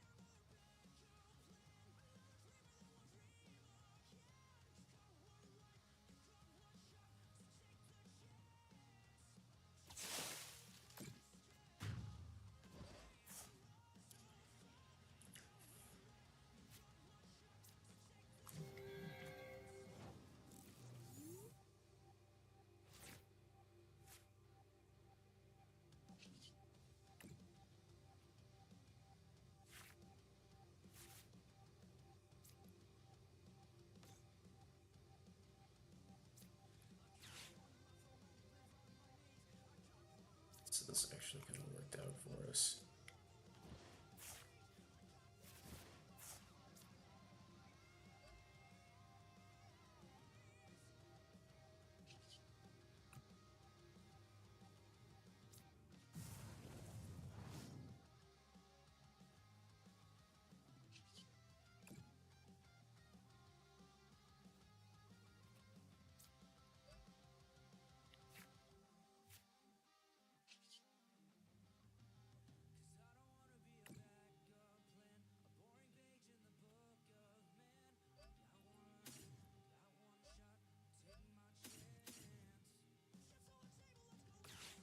Yeah, that's 210. Totally forgot to do math there for a second. So there we go. 210. Knocked it out.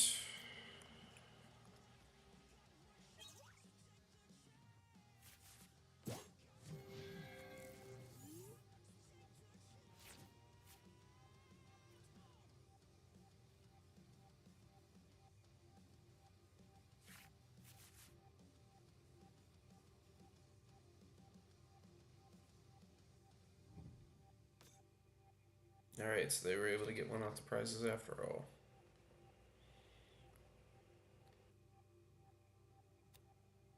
So now it just becomes a matter of the race of the resources. And there we go. Alright, so lost the coin flip. Was in a very unfortunate position there for most of the game and was able to pull it out. And I think, again, that just goes back to the point I was trying to make and I've been making like all weekend, or not all weekend, but for the last week. And the Rage of Volt Mirror. If you take the first two prize knockout, you most of the time win the game. So we're sitting at 4-2 for the day. Doing well. That was a really good game. I was able to really come back and pull that out.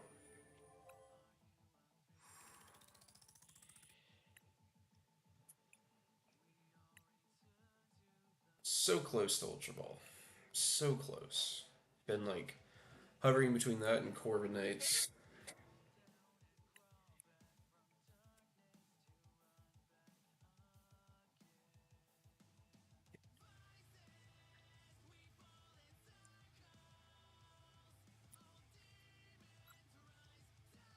And also, and I failed to mention it too, but also like appreciate the new follow. Elric. Yeah, I think that's how you say it. But yeah, I appreciate that. I just noticed that.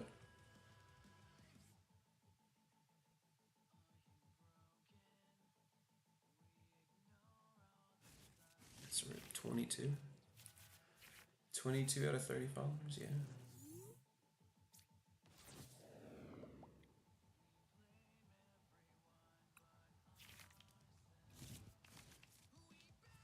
Alright, let's see what we got. Alright, playing Charizard. So we played a good bit of Charizard yesterday. And it's been interesting seeing it get like a uptick in use here. So it's been interesting seeing that and how that's all developed.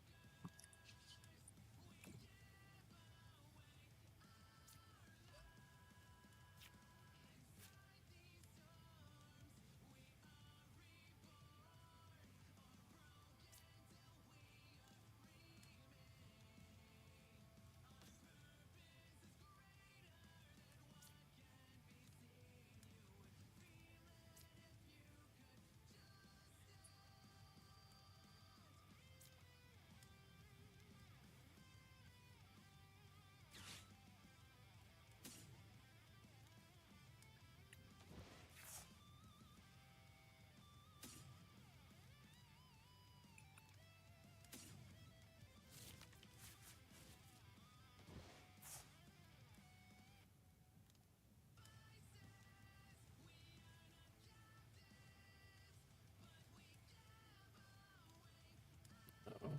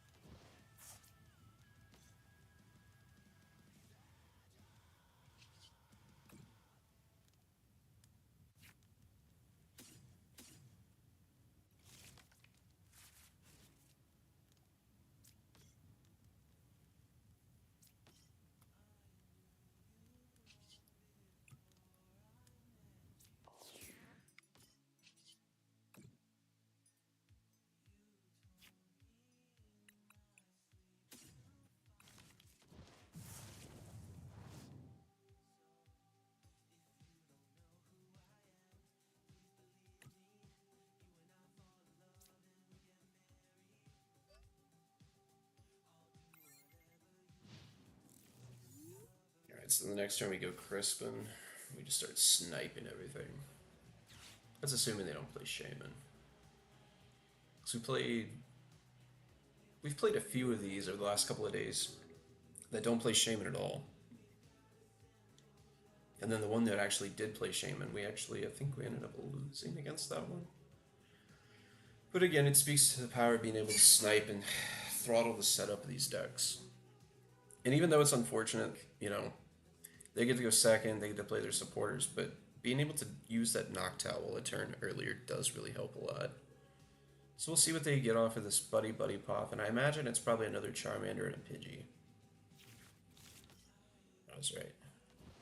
So now it's going to be, let's see what the supporter is. Supporter's an Arven, Poffin, Sheen. So then they go, really good setup, really good start. There's that. Hey, that's great.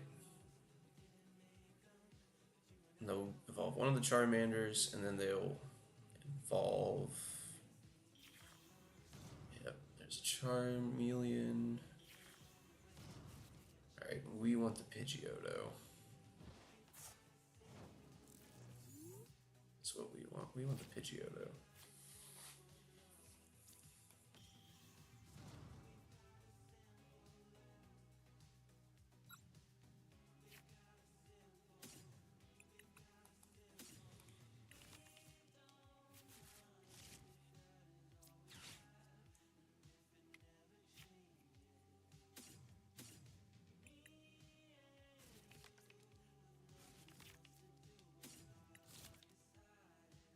Let's go into the active Raging Bolt. Sada for next turn, anticipating a knockout. We want to try to keep him from getting Pidgeot out because we can manage the Charizards. We have the Ogrepons. Raging Bolt can do a lot of damage. Like that I'm not worried about. It's the Pidgeots, and when they have the ability to be able to get anything they want out of the deck, that's what happens. That's what we're worried about. So we want to try to monitor that as much as we possibly can. So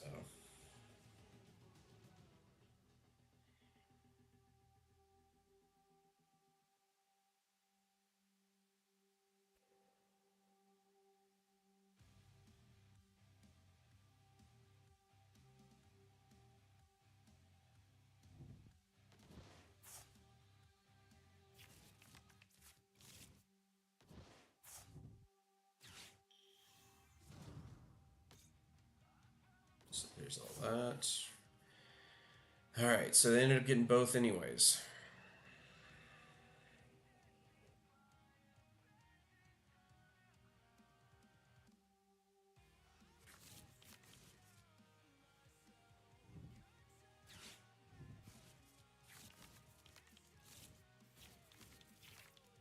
It's not bad.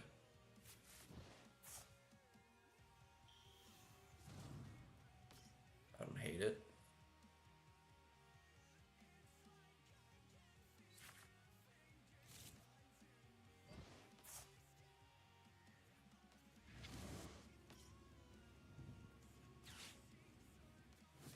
Beautiful. Alright.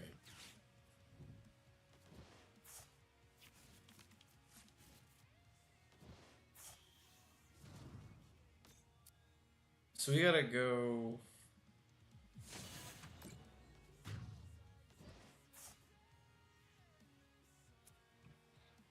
Ultra Ball.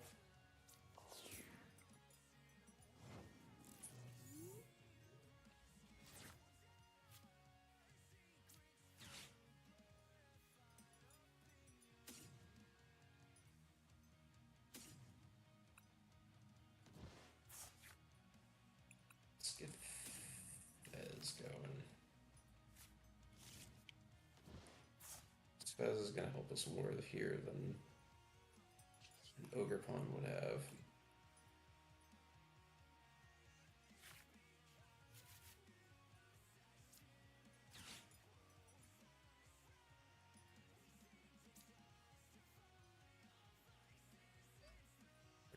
that in there. But it's okay. Never punished.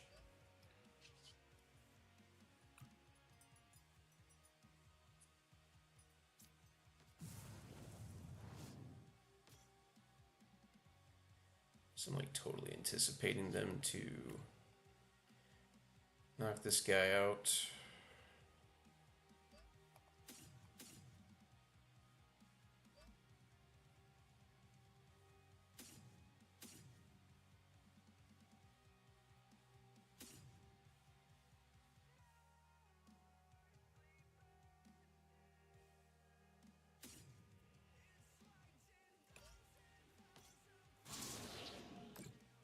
Keep that on him just in case, because we have this here.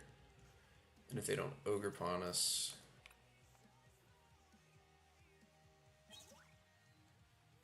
we're in a good spot.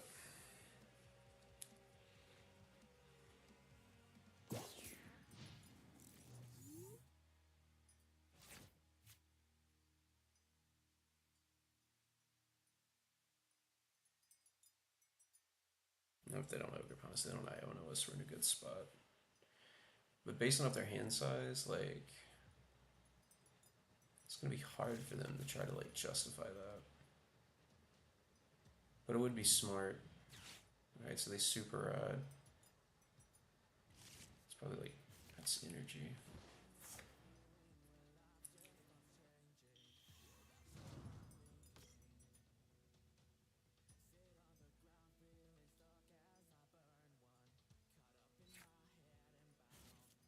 Alright, let's see what happens.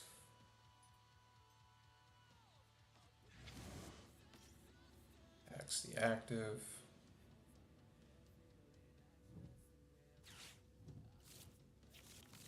Most impressive. But again, you see the power of Pidgeot and like how disruptive it is here.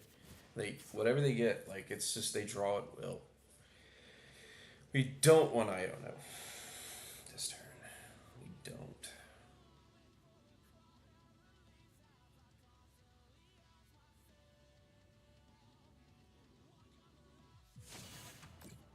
Alright, that's our second. So we've got a lot we need to get. Can't knock it out with you.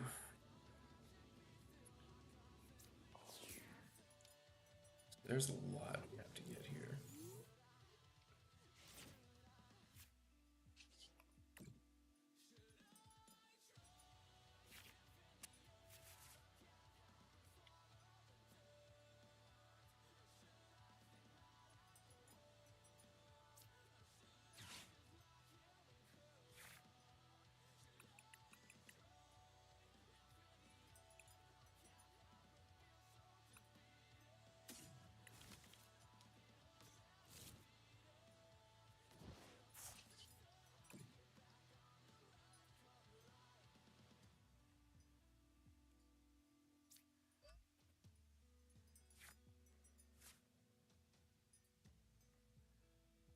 Yeah, that's unfortunate.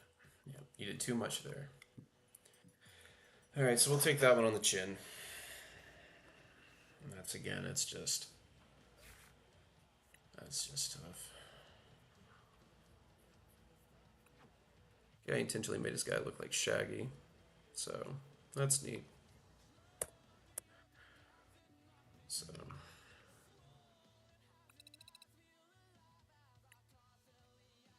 Back down to the middle of it. So. Just keep going. Going on just a little over 2 hours here, just trying to climb into the Ultra Ball rank. And it's been playing Raging Bolt for the entire process. It's been fun. It's been enjoyable. Don't regret it. We'll get to Arceus Rank. We'll have fun with it.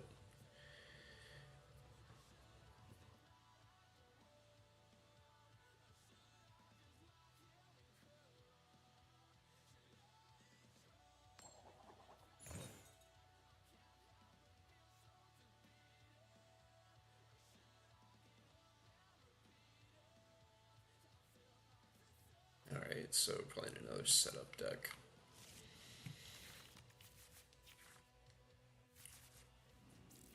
I guess we're going first.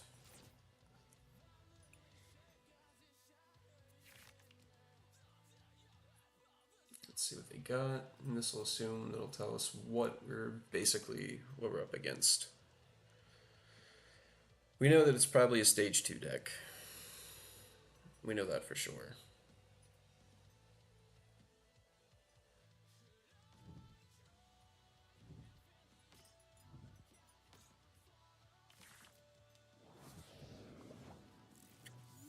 Alright, so we're playing against Raging Bolt. I think it's another Raging Bolt, but this one doesn't play any of the owls. But we know that they play this, and they're going to item lock.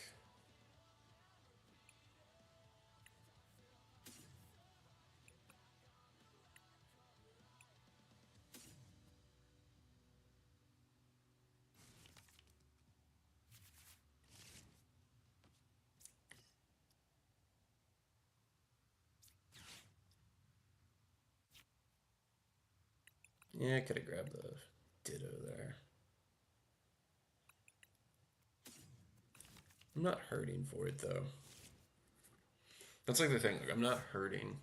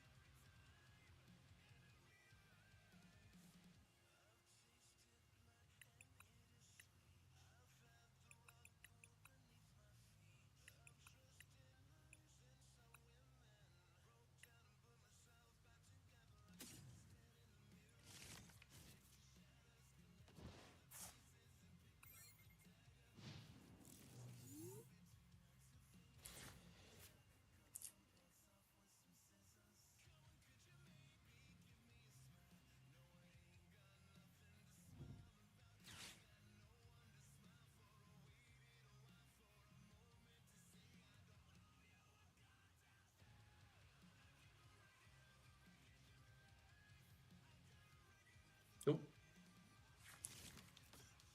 Alright, so they got a big bolt. Our little bolt's prized.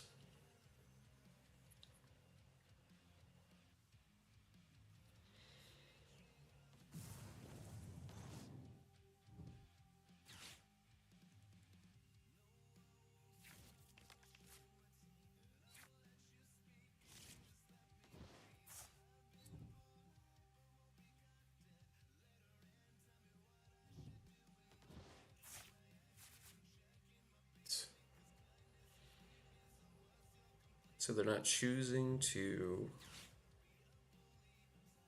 If what they're doing is they're probably just going and trying to. Ooh, geez, that's tough.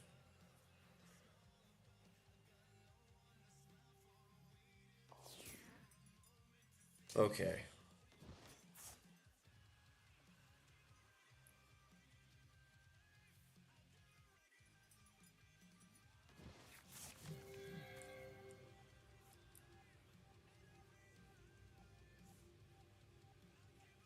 So I guess they're stuck in the active spot. Oh, wow. Okay, was not expecting them to do that, but I will definitely take it. I will definitely take it on that. I'll definitely take that. So.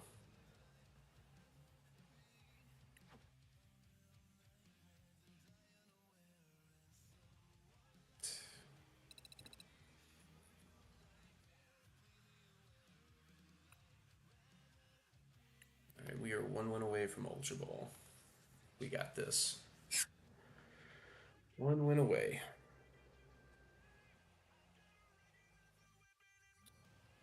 Matching hoodies. It wouldn't surprise me if like Pokemon eventually one day like retreats or not retreats. I'm all over the place. If Pokemon like puts out like the hoodies and stuff that like you could get in game. Like I know Bungie will do that sometimes. Like they'll release like stuff that's in the game. Like they'll do like models of the guns or different things like that. When I played Destiny 2, but it would be neat to see that. All right, so we're going first.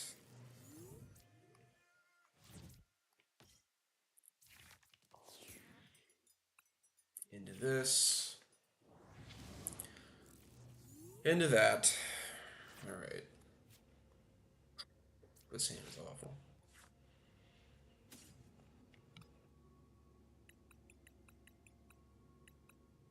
We know we're probably going to get item locked next turn. I don't have any energy.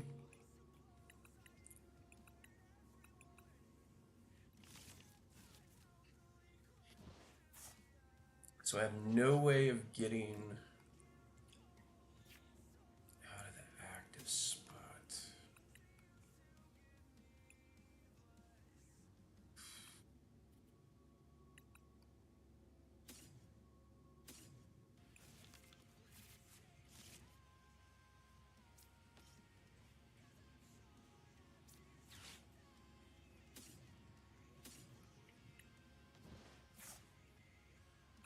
Well, the most I can do is I can grab this.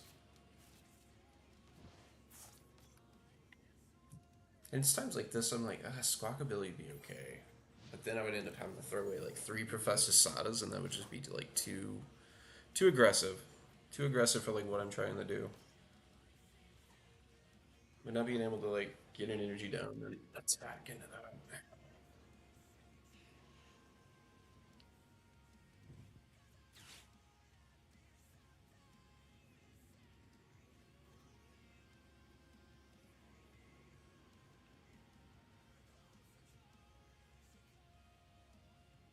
And it's weird too because it's like I would like to be able to use I'd like to be able to use Raging Bolt, the little bolt, but it's prized, and then like I really don't want to use Slitherwing in this match until like the very end of the game because it does 90 damage to itself. Alright, so here we go.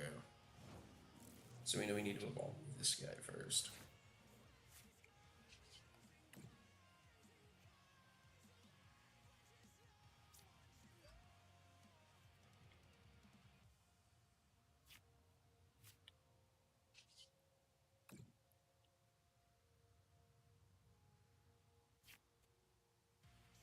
Yeah.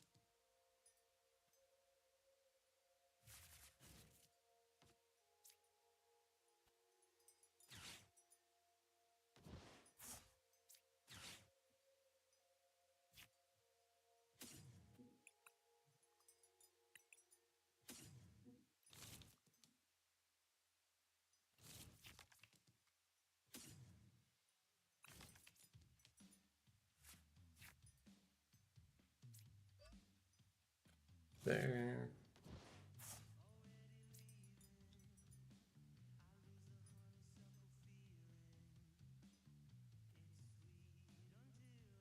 Does it really matter?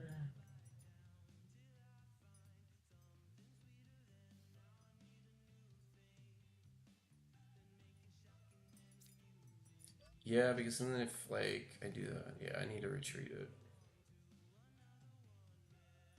If the internet will work.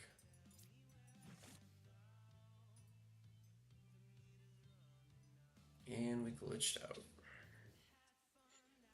Pokemon's doing its thing. Alright. Let's see what. Come on. So, while this thing decides to figure itself out, this is what we're gonna do. Here's we would like to. Oh my goodness. If that's the case, I'm just gonna concede. Like, that's crazy. I'm not even counting that one on the record. I'm not counting that one. So, yeah. Definitely not counting that one.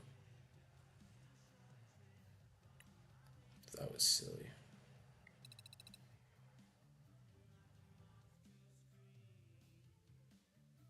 But anyways, what we were gonna do is we were gonna attack with the Rotom, and then would have taken a knockout, would have had energy in the discard pile that we could have attacked with. They wouldn't have had a way to use TM Evo or anything like that. So we would have had ways around it.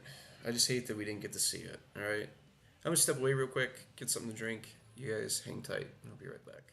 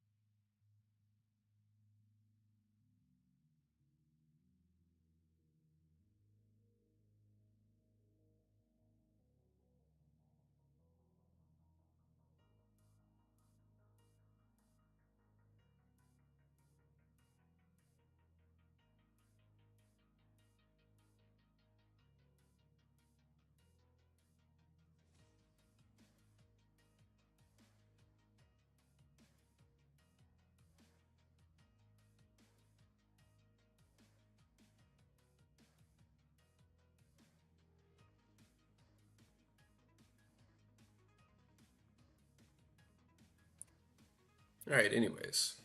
Back. Let's jump into another game.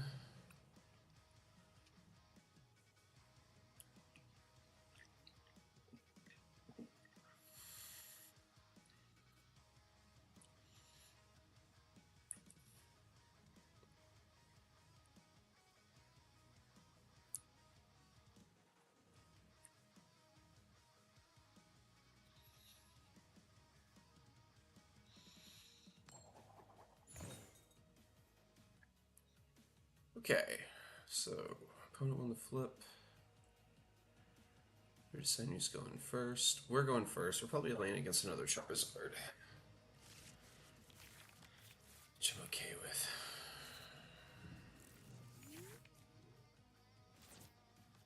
Okay, there's some cool things we can do with this hand. Oh, we're playing against Dreepy. Alright. Still cool. There's still a lot of cool things we can do with this hand.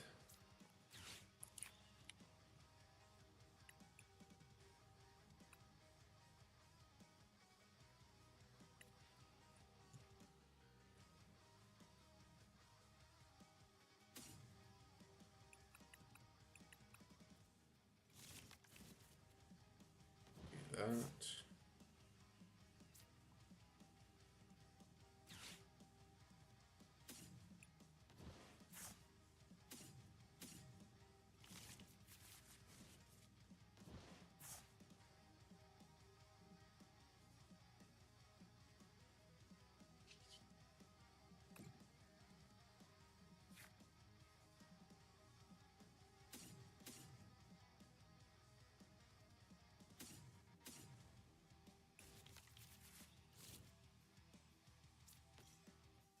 Do that.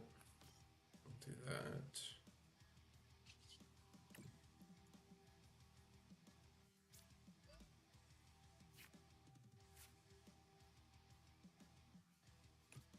It's tough.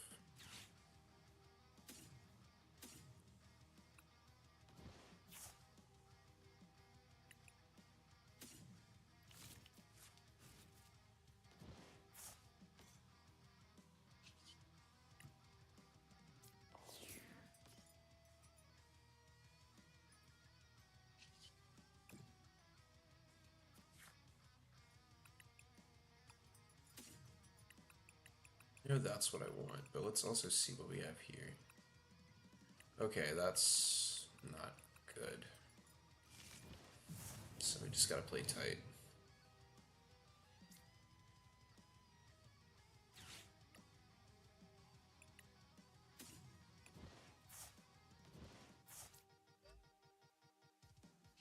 So we know Crispin's gonna be our next turn.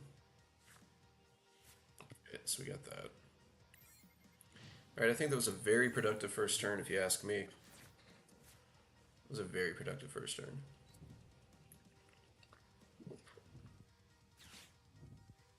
Alright, it's unfortunate to see that, but we should still have...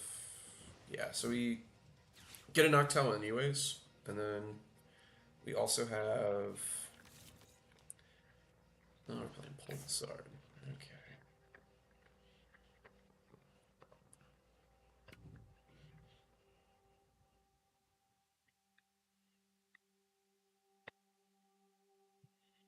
Alright, if I'm this guy...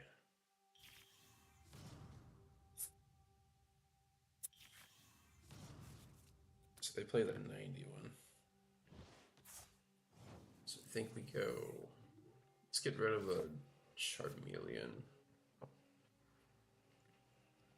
It's gonna be our best bet there.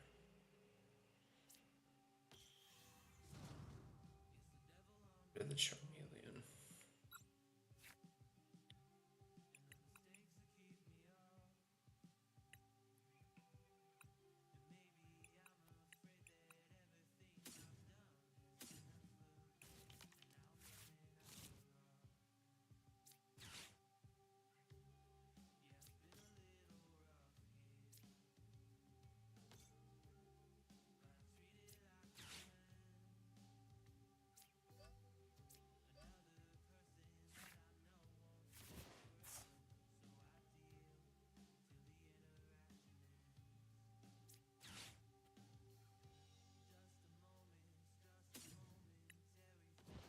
this one.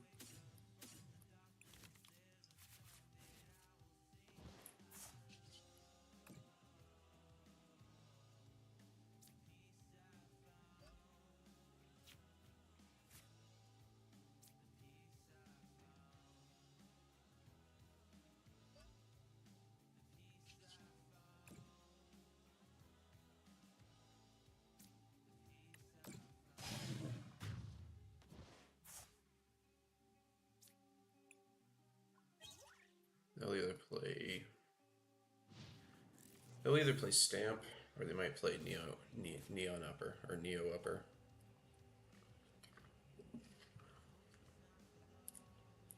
If so, it buys us some time. Charizard makes this like deck a little bit quicker than other variants just because it can accelerate the energy. And then it's just a bulky attacker. Yeah, so there we go. There is the attack we were waiting on. So here comes the Ace Spec now. This should be it. Yeah, we should see Reset Stamp. Yep. Oh. It's too perfect. Too perfect with the board state. We'll be alright though. Too perfect of a board state for us. Thankfully though we have Mew, and that's going to make things a lot easier for us. What I don't like though is it's going to have to make me put down.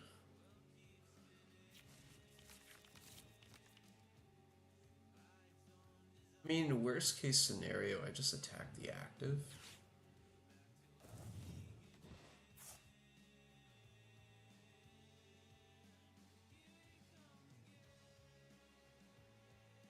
Even then, like, that's not too bad either, because then I just, like...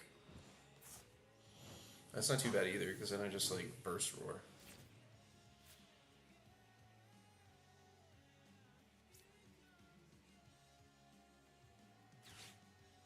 Yeah, we got Burst Roar this turn.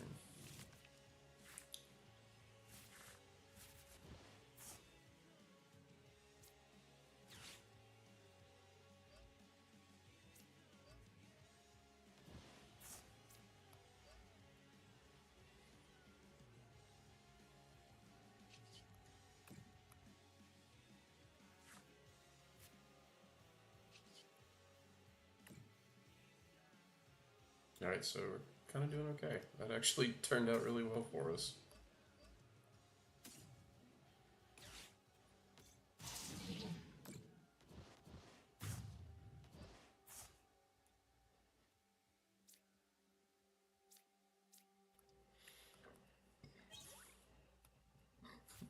Alright, so there's our fighting energy. That'll make things easier on us. Certainly. You gotta get Fez.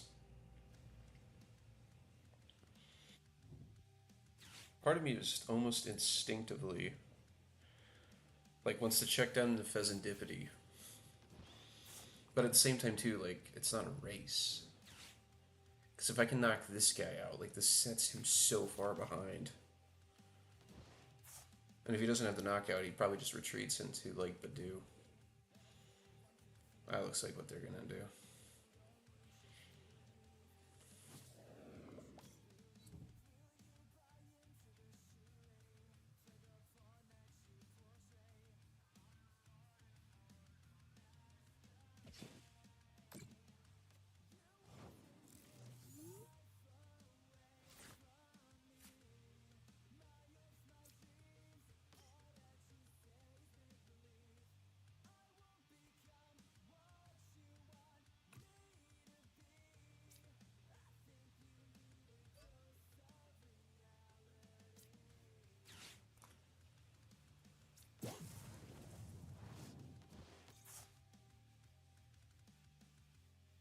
Scoop again. There we go.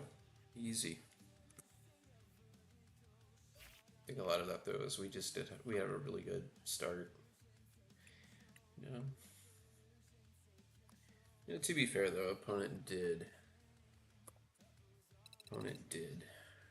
try to do everything they could. stop us. All right, now we're in the Ultra Ball League. So that is definitely good. That is definitely good. Got to Ultra Ball.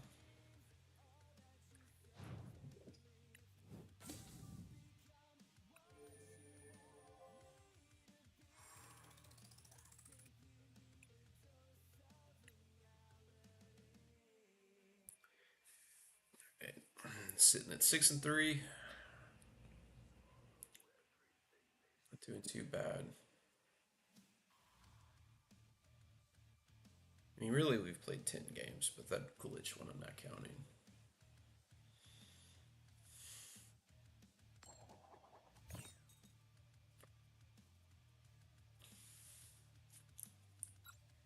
With our streak, we're probably playing a setup deck.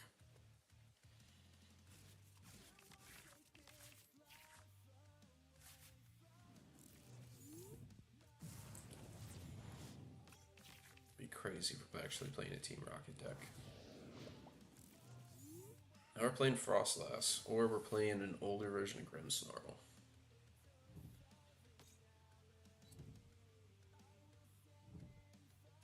Okay.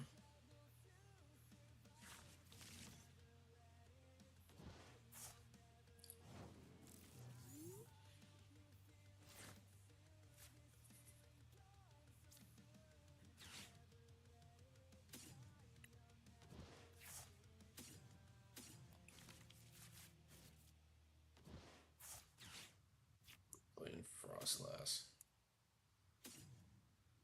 I really just Grimmsnarl.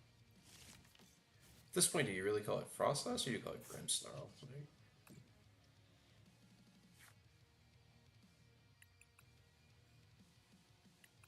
Ditto's prized. Alright.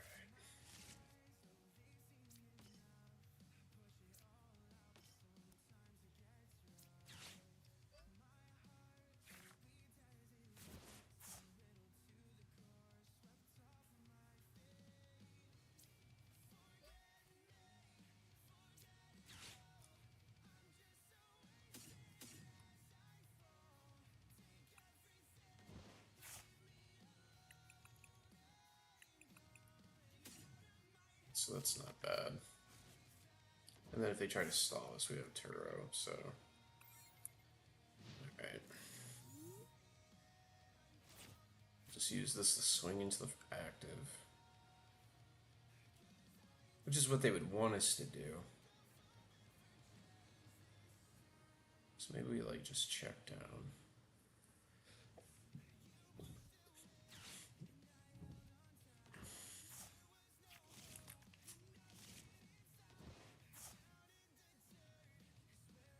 Gotta get around iron.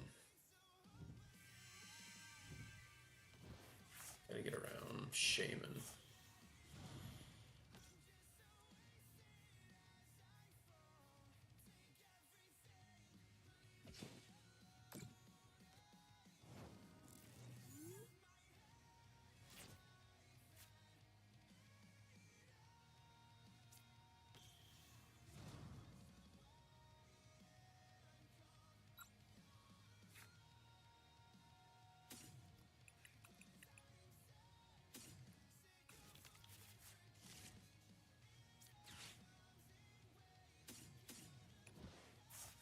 Work there.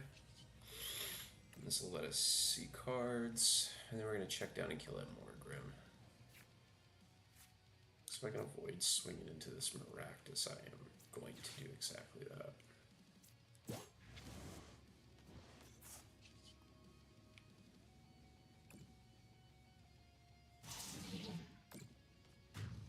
So there's 130 there. We also got an energy on an Ogre Pine in case they decide to, in case they actually do get a Grimmsnarl up. So we're good there. So they get a Noctowl. This actually kind of works out for us. Then we, okay. Well, it was going to work out for us. If we can get an Ultra Ball, we're still fine.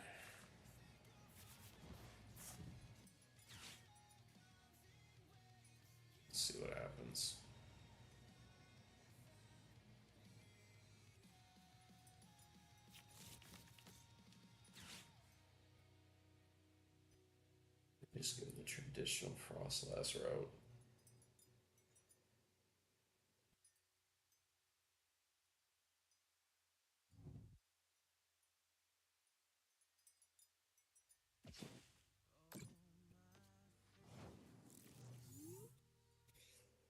Maybe we double.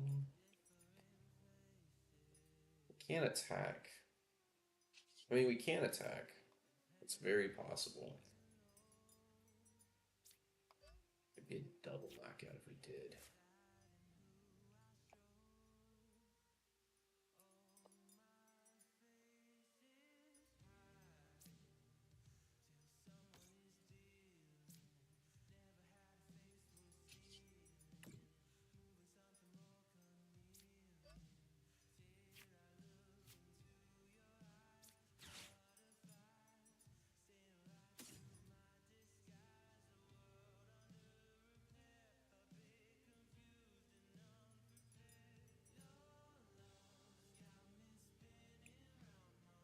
Uh,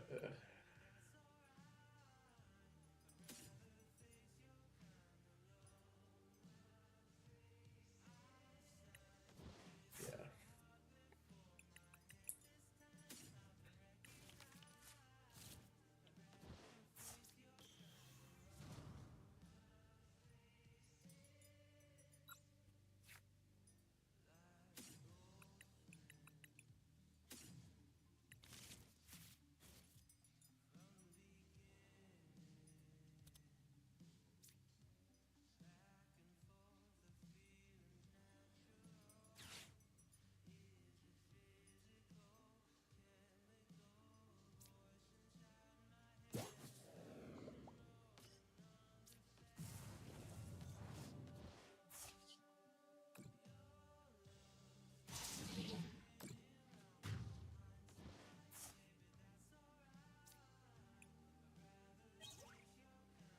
So there's that. So now we know where our third Noctowl's at.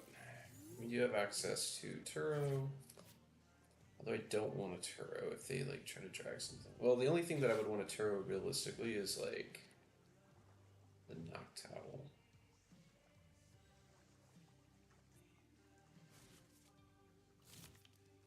They're gonna probably Artisan for Shaman. That's what I would do. Okay, that's smart. Alright, they play Iono. I guess we're gonna have to swing into Maractus after all. Yeah, hope to God that they don't have any way to attack. Or counter, not attack, but like counter catcher something up.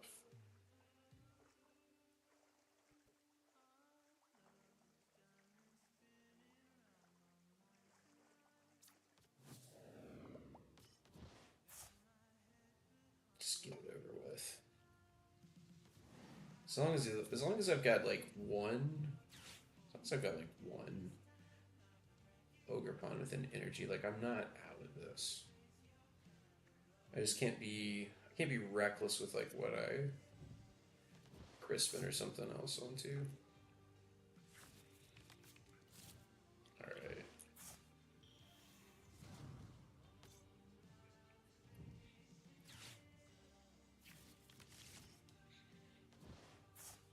Yeah, we don't want to give him more cards here.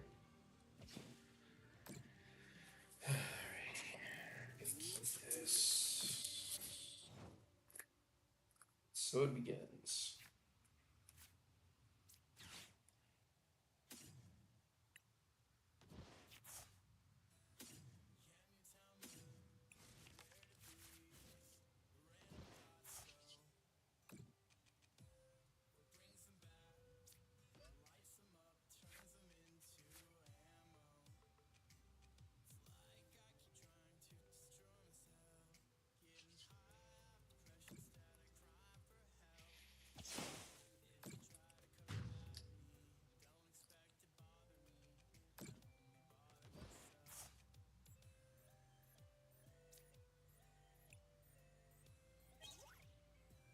That hurt.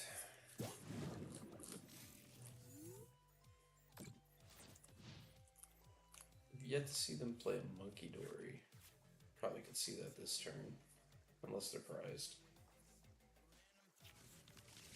There it is. That's like the thing about it though too, is like they're not like completely out of this game. Like they get a couple good turns that like go their way, like where I don't get a knockout, or they just stick something in the active and I can't retreat it. Like opponent could really climb back into this.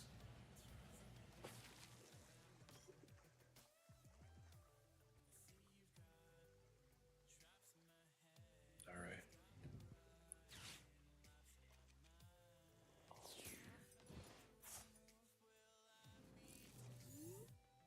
This is why we. Alrighty. This is why we did what we did.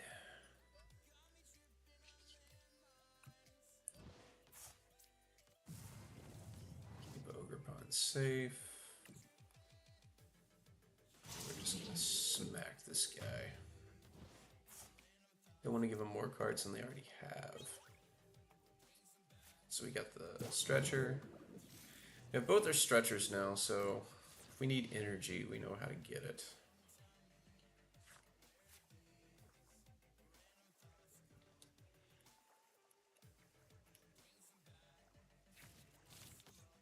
Double monk. Get another stadium. Alright, so there it is.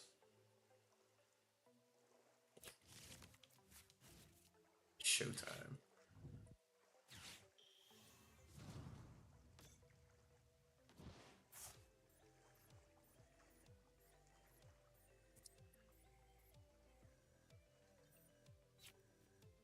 Sadly, they're going to be one card short here. Actually, really a 2-card short here.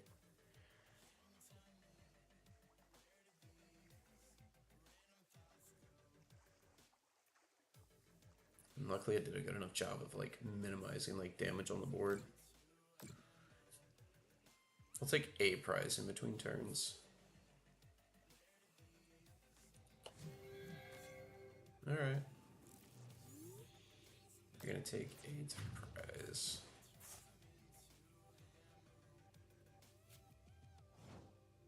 It's gonna keep him at like 1 prize.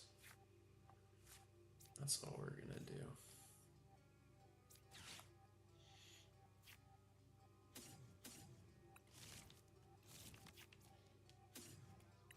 Everything is going on big bolt. So we've got an answer if they need it.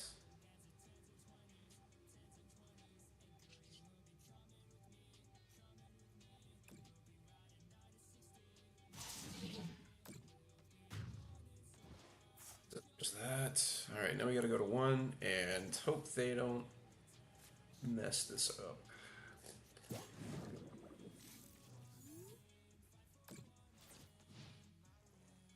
So they'll take another prize on a knock towel. Can't snipe the ogre pawns. Just hope they don't grab anything too crazy. Okay, that was interesting.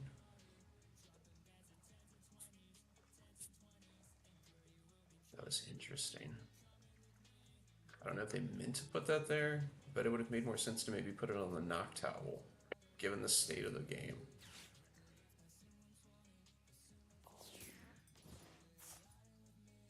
Because then I can just go energy switch and knock this out. Unless they try to go 4 prizes here. Which would actually be really clever. Okay, they don't. Alright. So it's...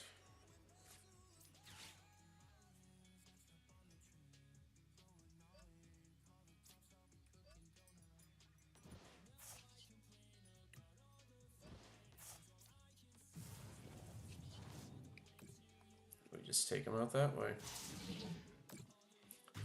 I mean, they were kind of... they were kind of cornered no matter what they did.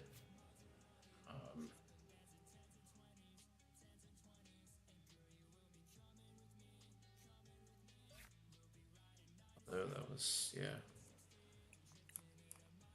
Yeah, they could have easily done something there and done something better there, but oh well. It is what it is. And we reached level 92.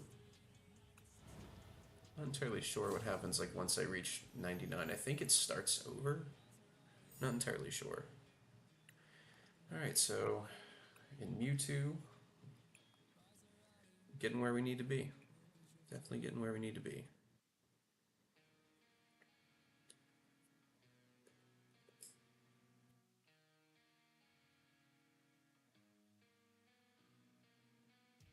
Let's see what happens here.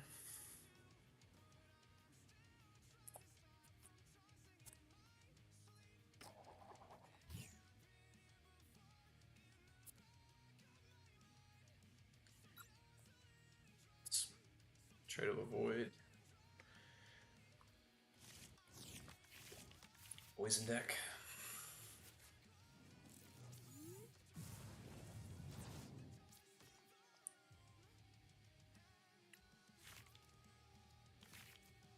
Let's put these down.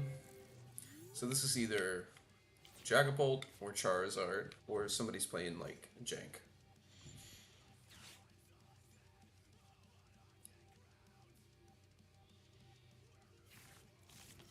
Alright, so it's Charizard. Do we see a Pidgey is going to be the thing? That's going to be the real question. Is do we see a Pidgey?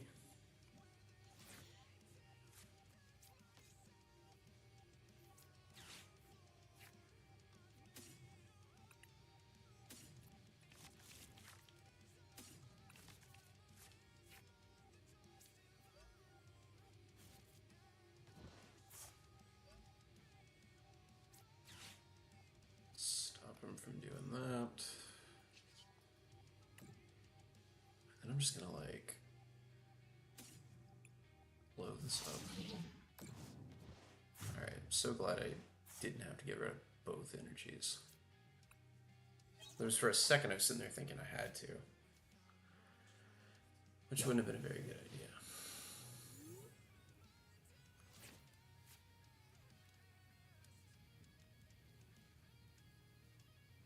It's turn 2 Charizard and has a Dusclops in hand. Knocks out my active. Jamming Tower might hurt him though. Just hoping that can stick long enough. But if I get a knockout here, it doesn't really matter. Yeah, so you say. That's stuck. I hope it can stick another turn. We can try to draw and get a better setup. There's a part of me that almost like wants to go and grab Mew and try to draw more cards. Because that's what I need. I need to see more cards right now. Charmeleon. I guess that goes on the active? Oh, it goes on the benched one. Okay. So. Alright. We're cooking.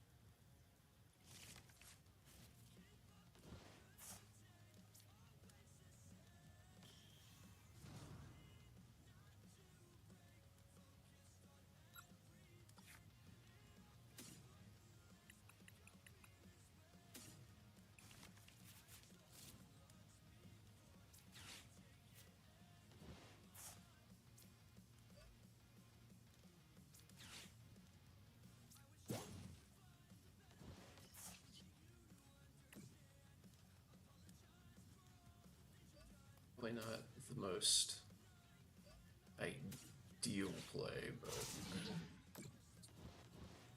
look at this. I don't know what their hand is, but well, that'd be great if I had a second owl. But at least this way, like, if they don't get a knockout this turn, I can at least burst roar, and I can do that. So now I don't want to use the now I don't. Now almost like in a way like I want to pass. Like I hate this. Wow, they played Shaman. Like I'm way past using Shaman. Oh, thank you very much. Thank you. I love how like had more cards appear after I like shuffled one card in hand.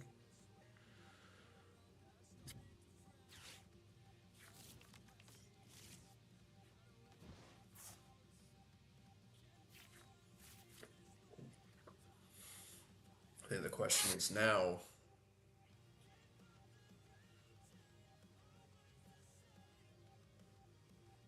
I gotta get rid of that Pidgey.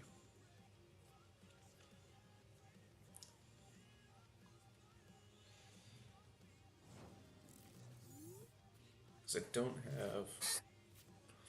Or maybe is Fez the answer? Maybe Fez is the answer.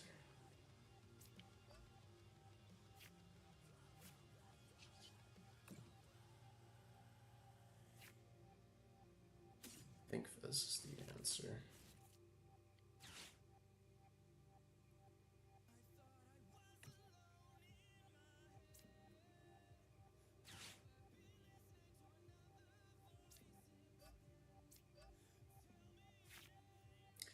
I do that because I want a Prime Catcher. Like, that's the only reason I would do that.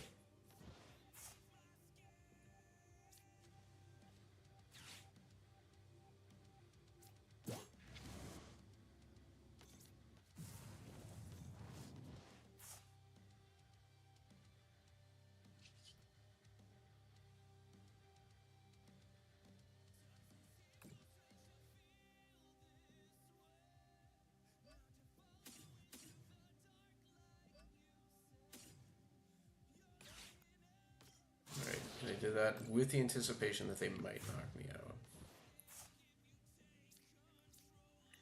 So, we're gonna see what happens here with that. Alright.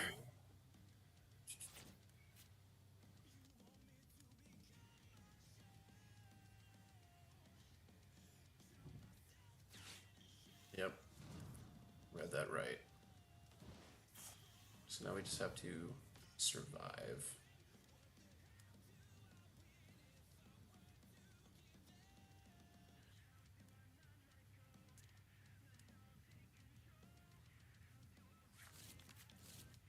Let's see what they do.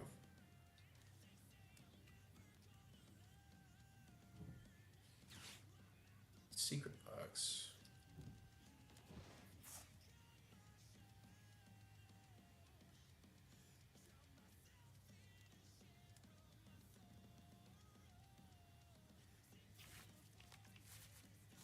Jacques.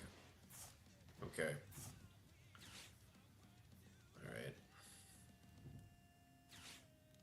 No, unless they somehow have counter catcher or something in hand, like I'm okay.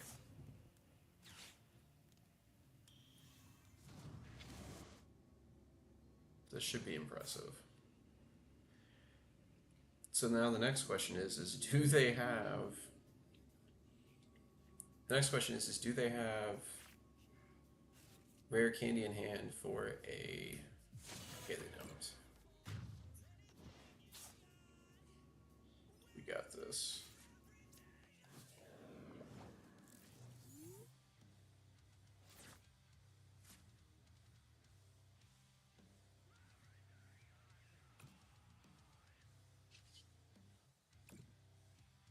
Let's see what we got.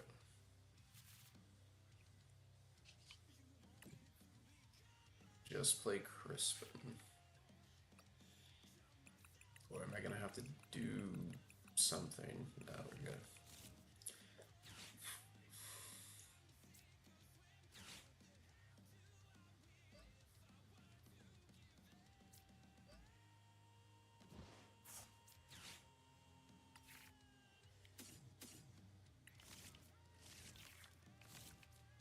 There we go. We end up going 8-3 on that one, so pretty solid. We handled that one, but I think maybe the only real misplay that I maybe going for the maybe going for the Pheasantipity wasn't the right play, but because then it opened up the Pidgeot. I don't know. Ends justify the means. So we'll try it. All right, so there we go. So we're sitting right now at 8-3 on the day. Played a nice, healthy amount of decks. So let's see what's going on.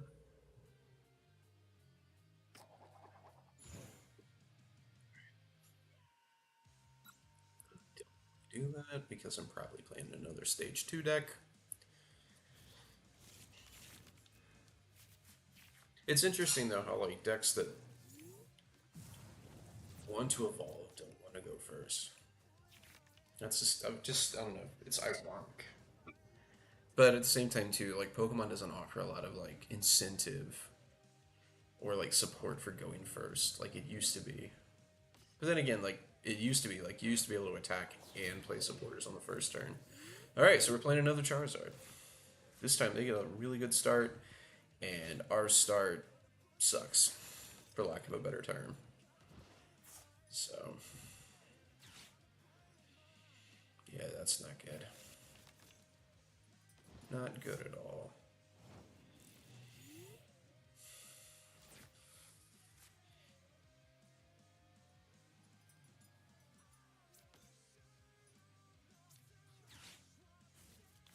See one more card, but I need to see something.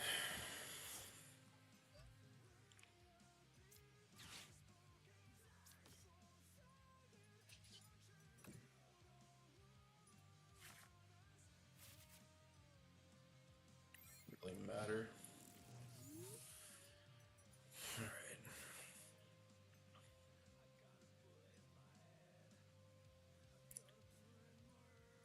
All right. We want to get rid of these Pidgeys.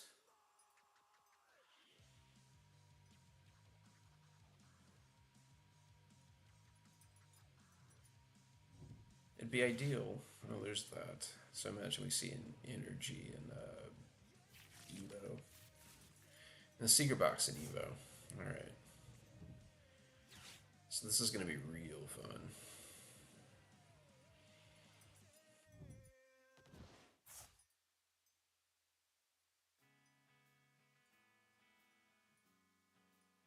It makes sense. Like, play a really good game into a setup deck and then, like, get turned around and get slapped with, like.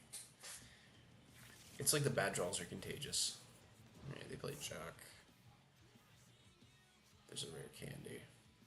And there's a dog barking outside, and I don't know where it's coming from. Alright, so.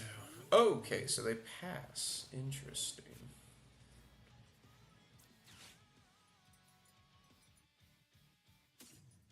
So just get rid of boss here.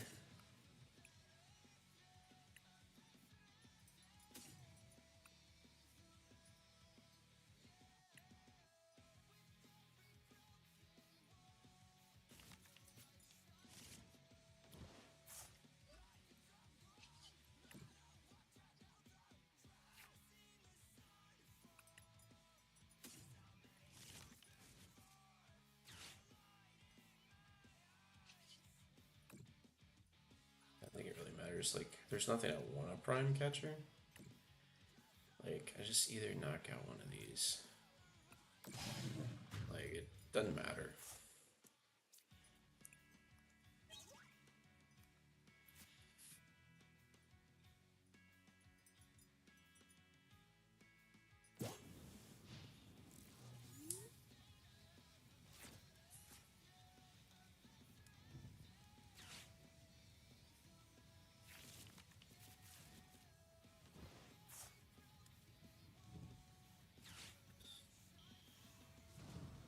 Just like that, they're set up.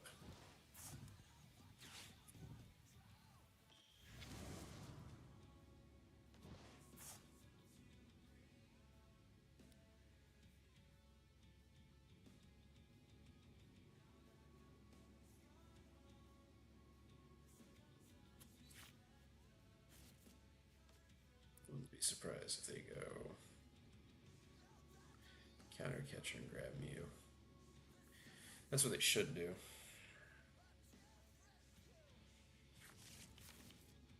Then it just makes no point for me to like put it back down.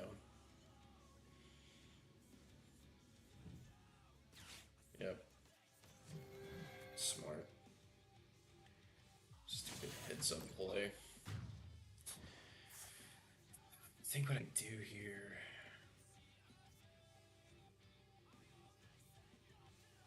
Don't attack with Raging Bolt.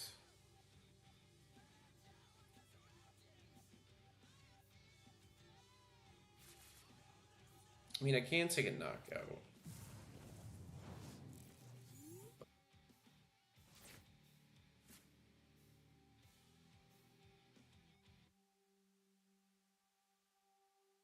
I don't really gain nothing from like doing that. They can evolve, and they go to that, and then they go to that. So it's like almost like in a way, like my hand is forced.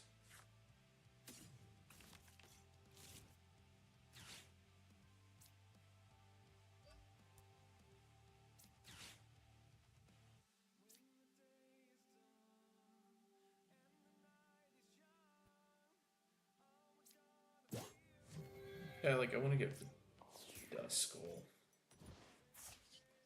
So that way they can't do like any like 3 prize turns. Let me get Dust Skull here.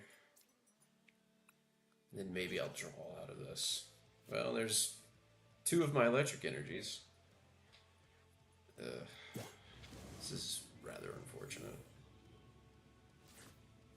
Hadn't hit a nest ball.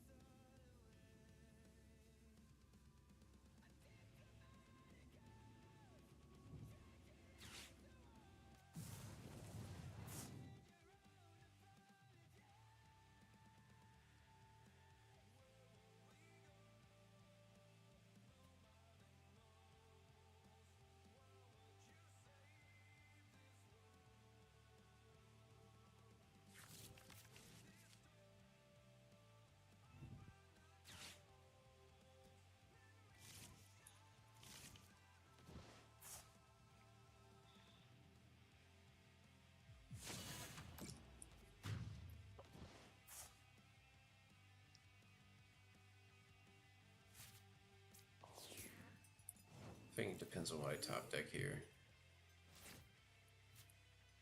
Okay. I mean, I'm pretty cooked anyways. Like, so I'll have to, I just want to see. I just want to see like what I'd get here.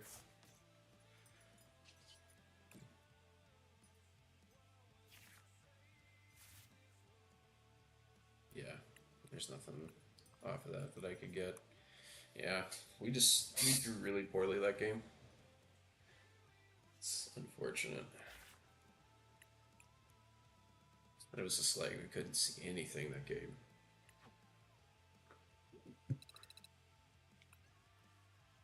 I break that bad, we could fix the housing crisis easily. Oh man. That said though, no, like we almost like based off of like the win before that, we could have jumped into Giratina rank. That's crazy. Alright. Maybe we'll jump. Maybe we will get this. Alright.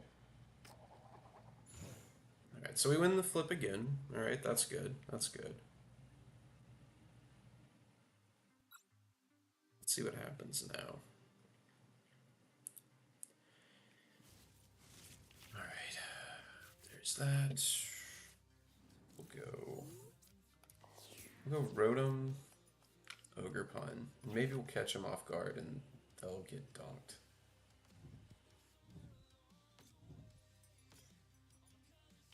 That's not happening. So much for getting donking somebody. Alright, so playing that. Lovely. But it's fine. It's fine. They just draw pass.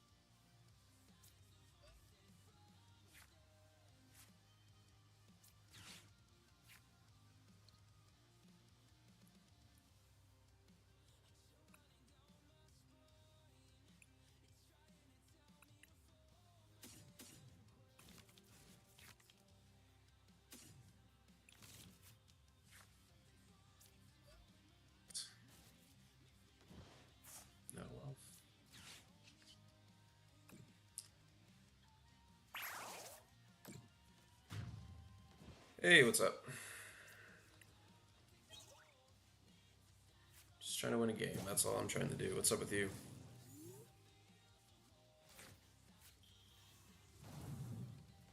Alright, so they go to Cloak. Artisan.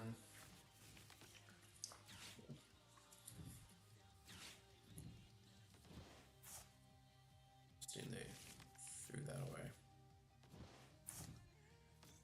So I'm halfway tempted to grab Baby Bolt. Yeah, we gotta grab Baby Bolt. Alright, there it is. Well, now we just evolve. Now we just evolve.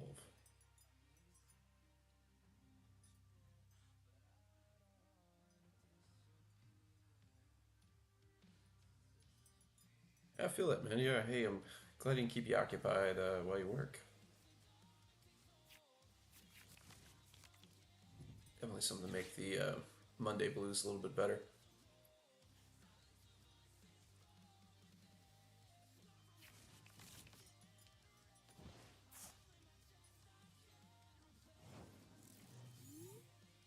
Also appreciate your follow earlier. I think you had dipped out before I noticed. So we're gonna go to Teal Dance.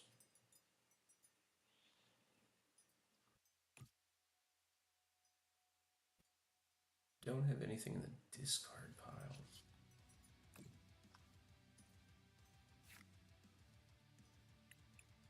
It didn't.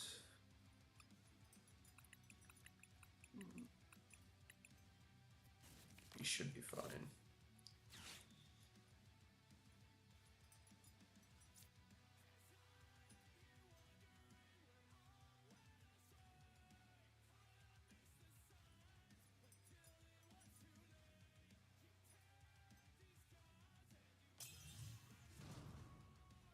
Alright, so we're gonna go into Noctowl.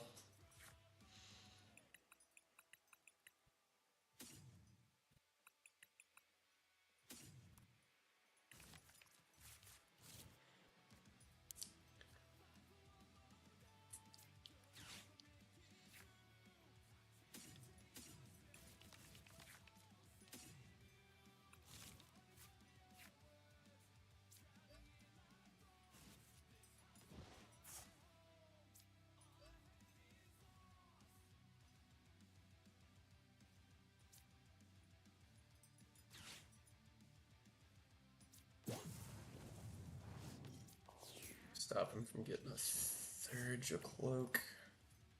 We still haven't had any energy down. We know that these decks tend to play Neon Upper Energy, so we know that they tend to play Neon Upper Energy, so that is what I'm expecting.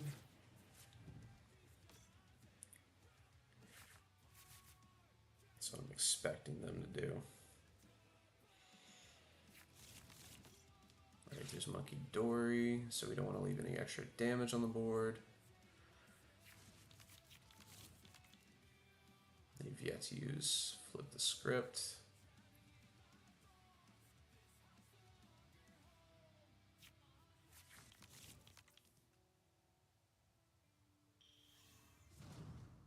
Just a big one.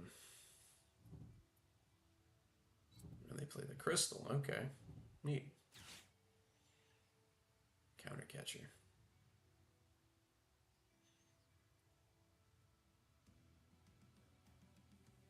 Their bench is full, so they can't play down Holocha.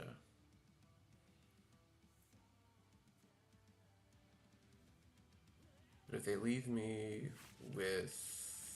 Oh, they're gonna play the Bomb. That's neat. First time I've seen somebody play the Bomb.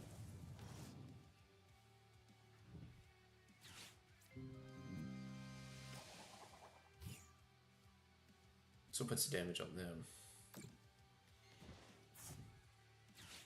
Try it again. Oh, 2 in a row.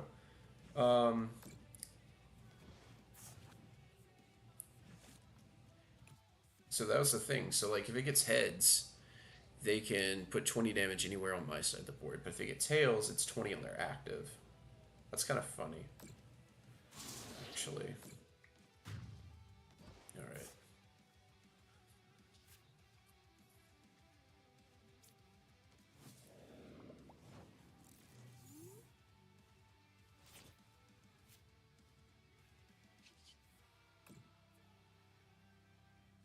All right, we don't need anything like that right now. So I don't need an owl. What I do need is this.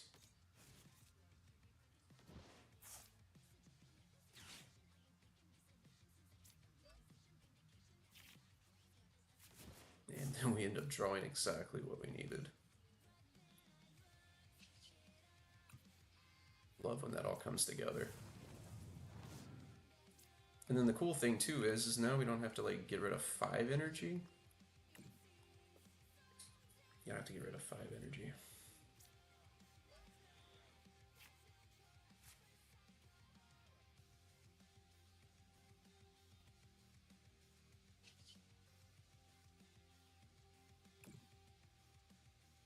Just gotta get rid of 4. He's fine.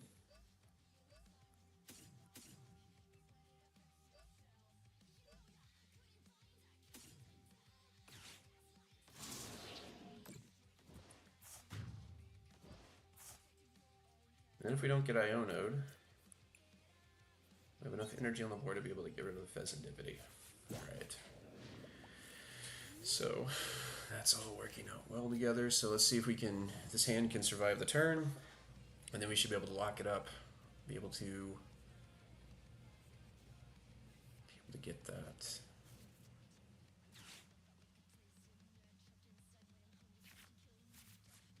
So we flipped. 1 recon.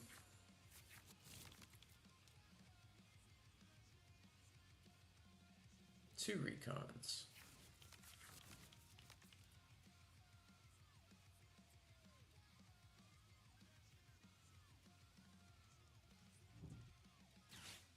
Oh, Bronx scouting. Okay. All right. Let's see what they do.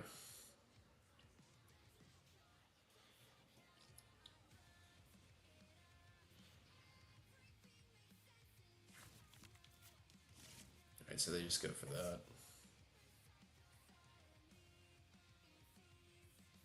And there we go. They scoop. All right, so yeah, so we managed that one pretty well, and we're able to keep the game going and able to get a win off of that. So we played in some Dragapults, and we've been able to play really well. Yeah. So that ends us that puts us on for the day at 9-3. Yeah, so that's good. Yeah, that's a pretty good. That's a